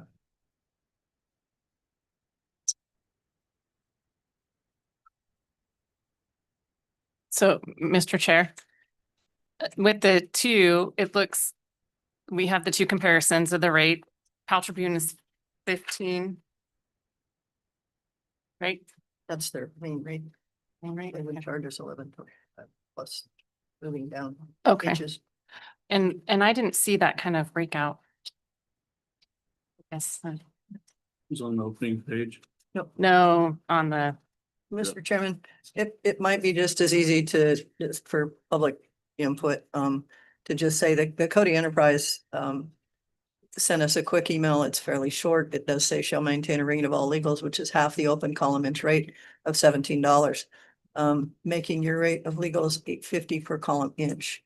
Legal advertising shall be the same, which is out of the state statute. They did not provide anything, to indicate a, rolling schedule, kind of like the Powell Tribune provided to us.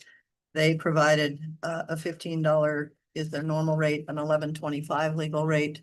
And then if it turns out longer, as we know with the meetings and things, as they get into more inches, the rate for the Powell Tribune goes down on inches in certain increments. We don't have that from the enterprise, so it's No, is a flat at the $8.50. Mr. Chair, if I'm interpreting this right, though, the best we're gonna is $10.50, correct? So, I mean, I don't know how you guys want, we don't have to always accept the low bid, but I think for the taxpayers' money here, no, it'd be great if we were flush and we could do it like we used to, but, I'm just saying, we're looking at $8.50 versus $10.50 at best. Mr. Chair. One question I had that I didn't see, and maybe I overlooked it in the Powell Tribune, but I wanted to see circulation again. I wanted to see like, what is the circulation of the paper? And I don't think, maybe we didn't ask specifically for that. And so since Mr. Bonner's here, and you could speak to the Powell Tribune, I'm going to ask you, but we don't have that for the Cody Enterprise, but if you could speak to that. Sure. Our circulation numbers as of October 31 were 3319, and I believe Cody's was 3331, so pretty equal. Over the last year, I think we've gained more than 500. I know we've gained more than 500 in the Cody area. So, but yeah, they're pretty equal. And Mr. Chair, one other thing that I saw that the Powell Tribune broke out that again is not in the Cody Enterprise, but we may not have asked for this, was the free advertising on the statewide. There were two. Publicnotices.com. The public notices. Yeah, I'm trying to find it. I'm sorry. I'm scrolling through but it was the state, and there were two. We put it on our own website that we put on publicnotices.com, and then it also goes on the state library archives. So they go up immediately once we publish in the paper. Okay, and those are at no extra charge. No extra charge. So, Mr. Chairman, I got a question. Colleen can probably answer a lot of this. As we look at designated an official paper, right, it says for legals. So define, is that minutes? I mean, as we get like a special use permit or a subdivision that we're required to advertise, and it's in the Powell area, it doesn't make any sense to advertise it in the Cody area and vice versa. So does this obligate us to put it in the paper that we designate, no matter what? No, you'll still go to the location of where your public hearing is being held, like you said. We're not gonna advertise, and I believe this is how it was done last year. We could ask P and Z, they would probably know more. But if it was in the Powell area, we'd advertise in Powell. If it was in the Cody area, we'd advertise in Cody. This just allows us to have do our legals, which our legals basically include what the county pays for, because a lot of the public hearings get reimbursed. So it's our wage bill that we have to put in. It's our minutes that we have to put in. It's our different things when it comes. Taxes. Yes, and delinquent taxes. And then there's a thing we do during the audit or during the budget that so all of those have to go to that newspaper. That's what. It does not have to go to the other. That's what I wanted to know, the definition of legals, because we legally have to put in public hearing notices, but they're not considered a legal document. Okay. It's also reimbursed. We can still. The person who is asking for that public hearing. Gotcha. We're required to do some by law. Mr. Chairman, just a little bit more history, and Toby can correct me if I'm wrong. On the first years that I was here, there was an agreement, kind of, that the two newspapers would charge half of their normal rate each. And that way we were using both papers all the time to inform our public of what was out there, no matter what the circulation was, they all received it. I'm seeing here that they're still willing to do basically the half rate. It's a little bit different on what the full rate is, but it's close in most cases. But we do have the option of both to communicate with our public or not. You can just do the one.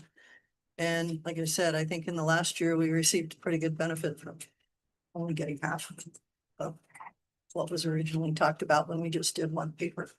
But we do have the option of doing both at that half amount, depending on, I don't know how much of that circulation or those circulation numbers are duplicate people. There may not be, depending on where you live in the county. But anyway, it's an option. Mr. Chair, as far as the savings that we had with just doing the one newspaper as compared to two last year, what kind of savings were we looking, or how much less expensive was it? Half. It's hard to say. Exactly half? Misdone. Yeah. Yeah, it was miscalculated, so it's hard to say. If you were to look back at 2023 numbers, you could probably tell what the 50 and 50 was. We have actually obviously had a snafu last year when the difference was about $18,500 or $15,800. But if you combine those two, what you actually paid and what you should have paid, it would have been real similar to 2023 numbers. And obviously, big snafu on our part.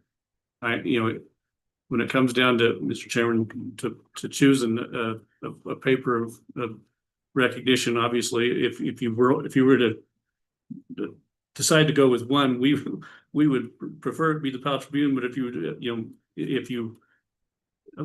we'd obviously go with two and share that at half price, as we did in years past with Cody Enterprise.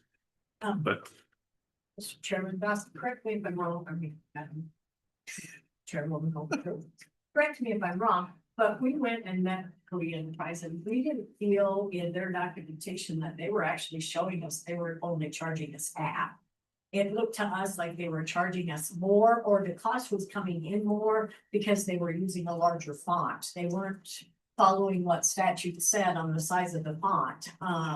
Therefore, we were taking up more inch space.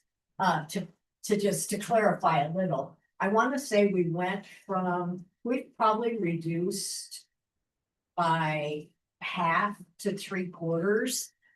So if he comes in and I think we would still be under having the two papers doing everything. And again, the Cody Enterprise hasn't agreed to half.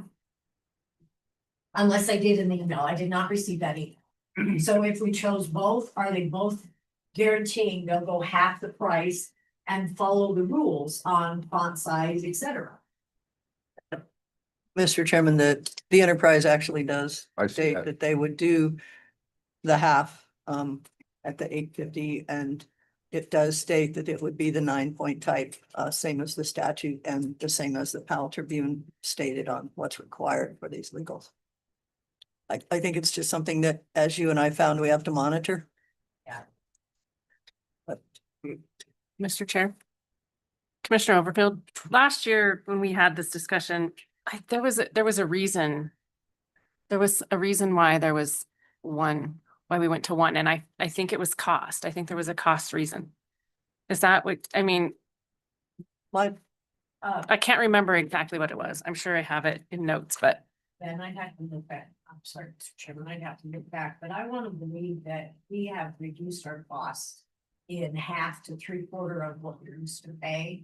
If my memory recalls me right, we were spending $120,000 to $140,000 a year to use both newspapers. Well, when you can cut that down to $70,000 a year, again, they're pushing us to watch our pennies, watch our nickels. So it's quite a savings by only choosing. This is my 12th year, and last year was the first year I seen the word choose. We usually done two. Always done both. Mr. Deal. Mr. Chairman, moving forward, the budget the way it is, I think we need to take into consideration any cost savings we can. And I'm gonna throw it out there. I move to designate, the official newspaper, to the Cody Enterprise at $8.50 per column inch.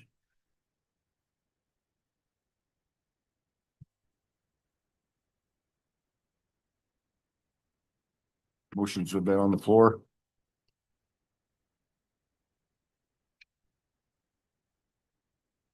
Dies lack a second. Pleasure of the board.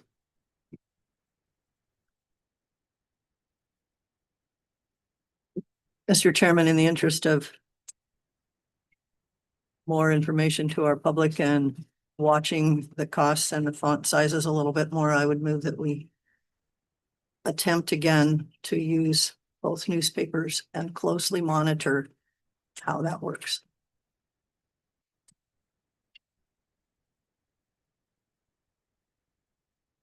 Have a motion on the floor.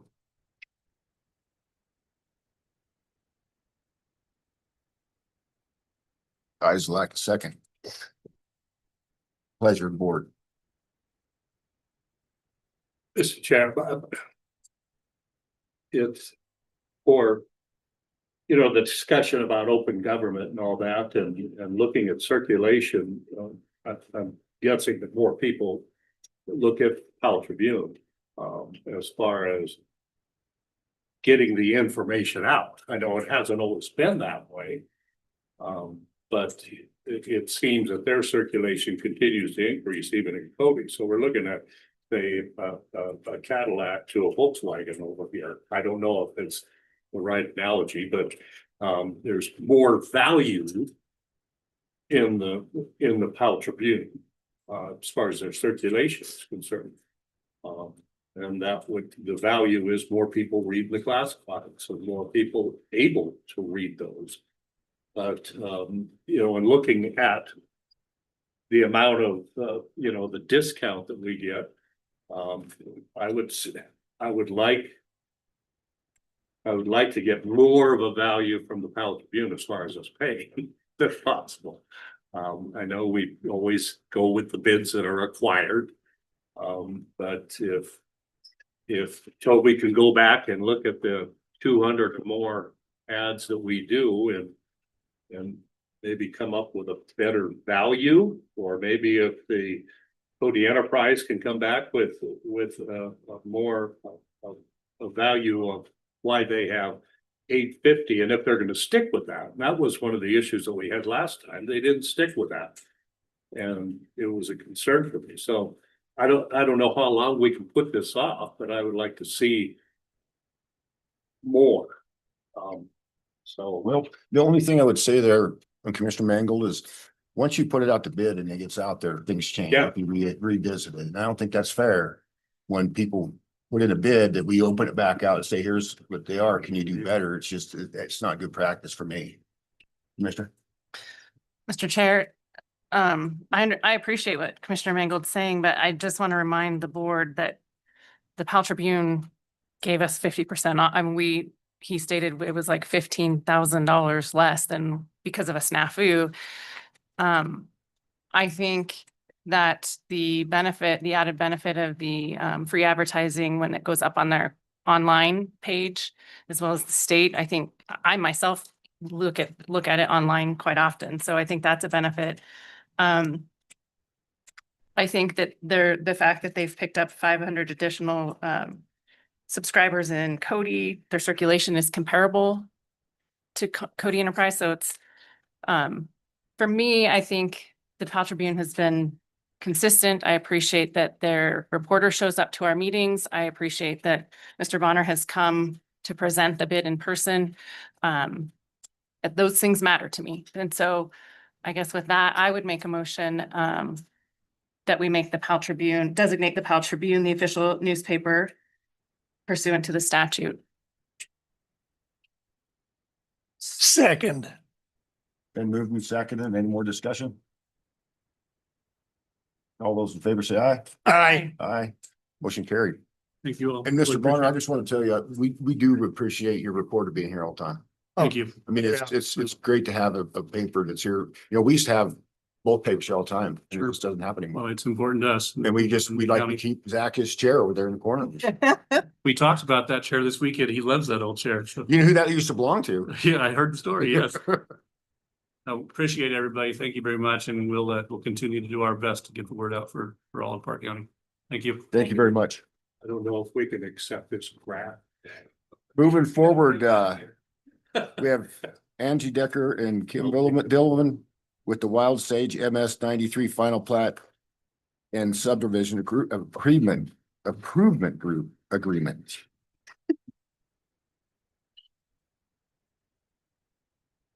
Thank you, Mr. Chairman. The staff report packet was provided to you and the applicant in advance of this meeting. All the facts are in the packet, and I will now summarize the key findings from the material. And of course, the complete packet will remain in the official file in the Planning and Zoning Department. This is Wild Sage MS 93, final plat and subdivision improvements agreement review. Joseph Ramby submitted a final plat application to the Planning and Zoning Department requesting approval of the final plat of Wild Sage MS 93, a 5-lot subdivision consisting of 2 7.27 acre lots, 1 7.32 acre lot, 1 7.57 acre lot, and 1 10.65 acre lot, each for grazing and residential uses.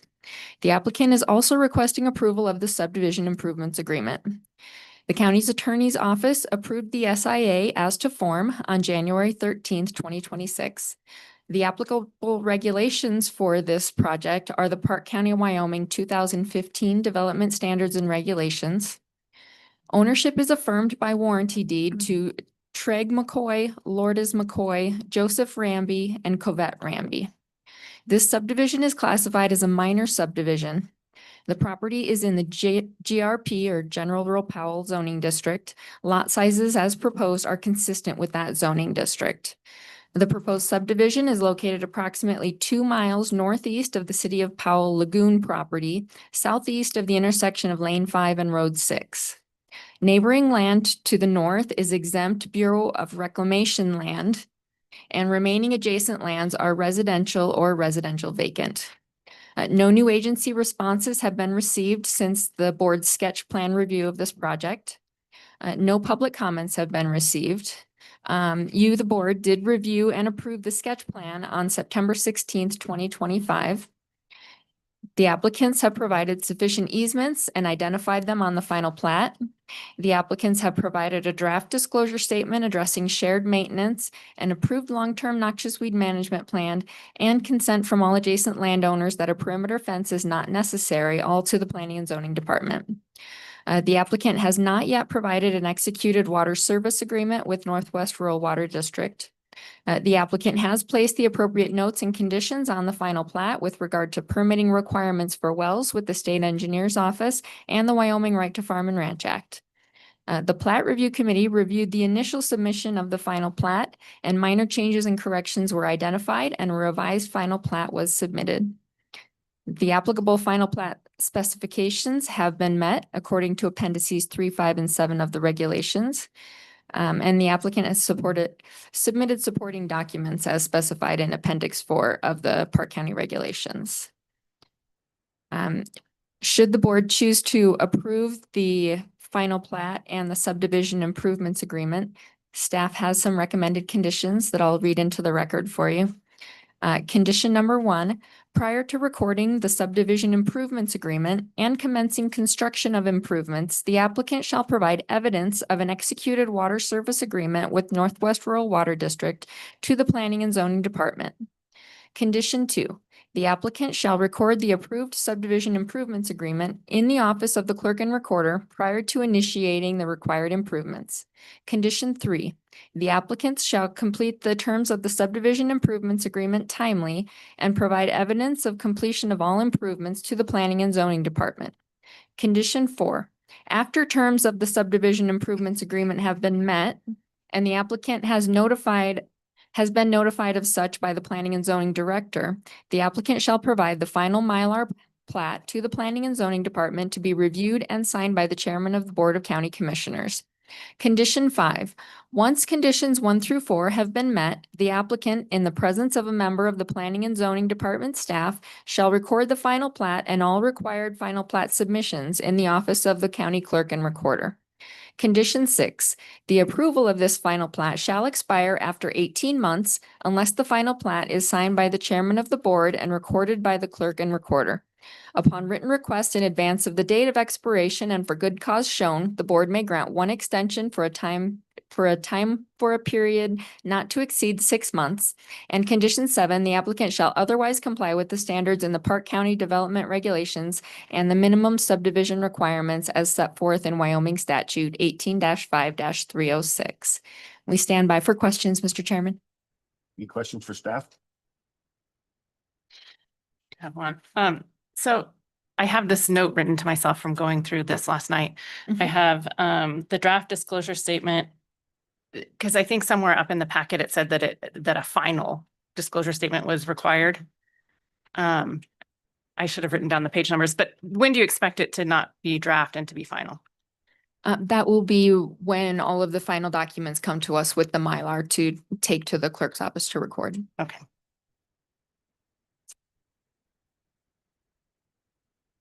Any more questions for staff? Mr. Chair, I move we approve the Wild Sage Minor Subdivision 93 Final Plat Subdivision Improvement Agreement with staff recommendations. Second. Been moved and seconded. Any further discussion? All those in favor say aye. Aye. Aye. Motion carried. Next. Mr. Chairman, Yes. I would move that the board approve Wild Sage Minor Subdivision 93 final plat and Second. with conditions. Yeah. I knew you meant that. Okay. Been moved and seconded to approve the final plat. Any further discussion? All those in favor say aye. Aye. Aye. Motion carried. Thank you, Mr. Chairman. Mr. Chairman, that'll be resolution 2026-03.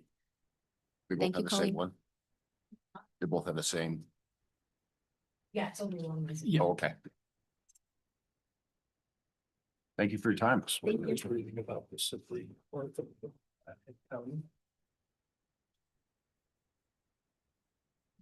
Restricted government prohibited our short-term rentals. With that, Mr. Chairman, I would make a motion that we go into executive session.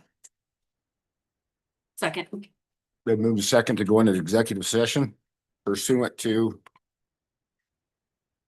16-4-405 E9. A9. Second, any further discussion? All those in favor? Aye. Aye. Any opposed? Motion carried.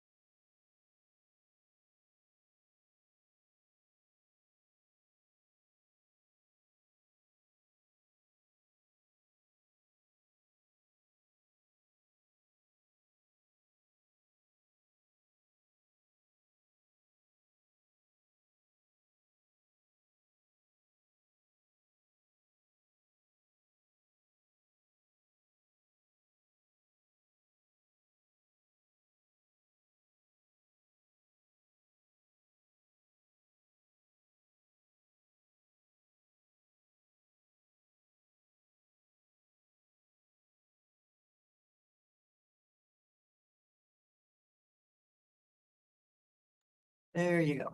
Okay. Okay, we're out of executive session. What's the pleasure of the board? Mr. Chairman, I would make a motion that the board follow through with the proposal as discussed in executive session. Second. Been moved and second. Any further discussion? Mr. Chair, I wish to abstain from voting for personal reasons. Lloyd's abstained.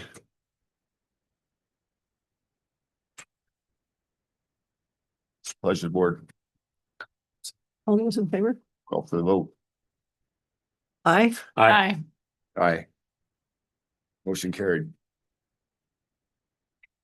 Mr. Chairman, I move to adjourn. Second. That's Quick. She's getting better. Like all of a sudden now she's got this down. Been moved second to adjourn. All those better? Aye. Opposed? Motion carried. Are we actually didn't do too bad? You know, Oh, we're only 40 minutes. So. please. Oh, there's silence. Yeah. Right.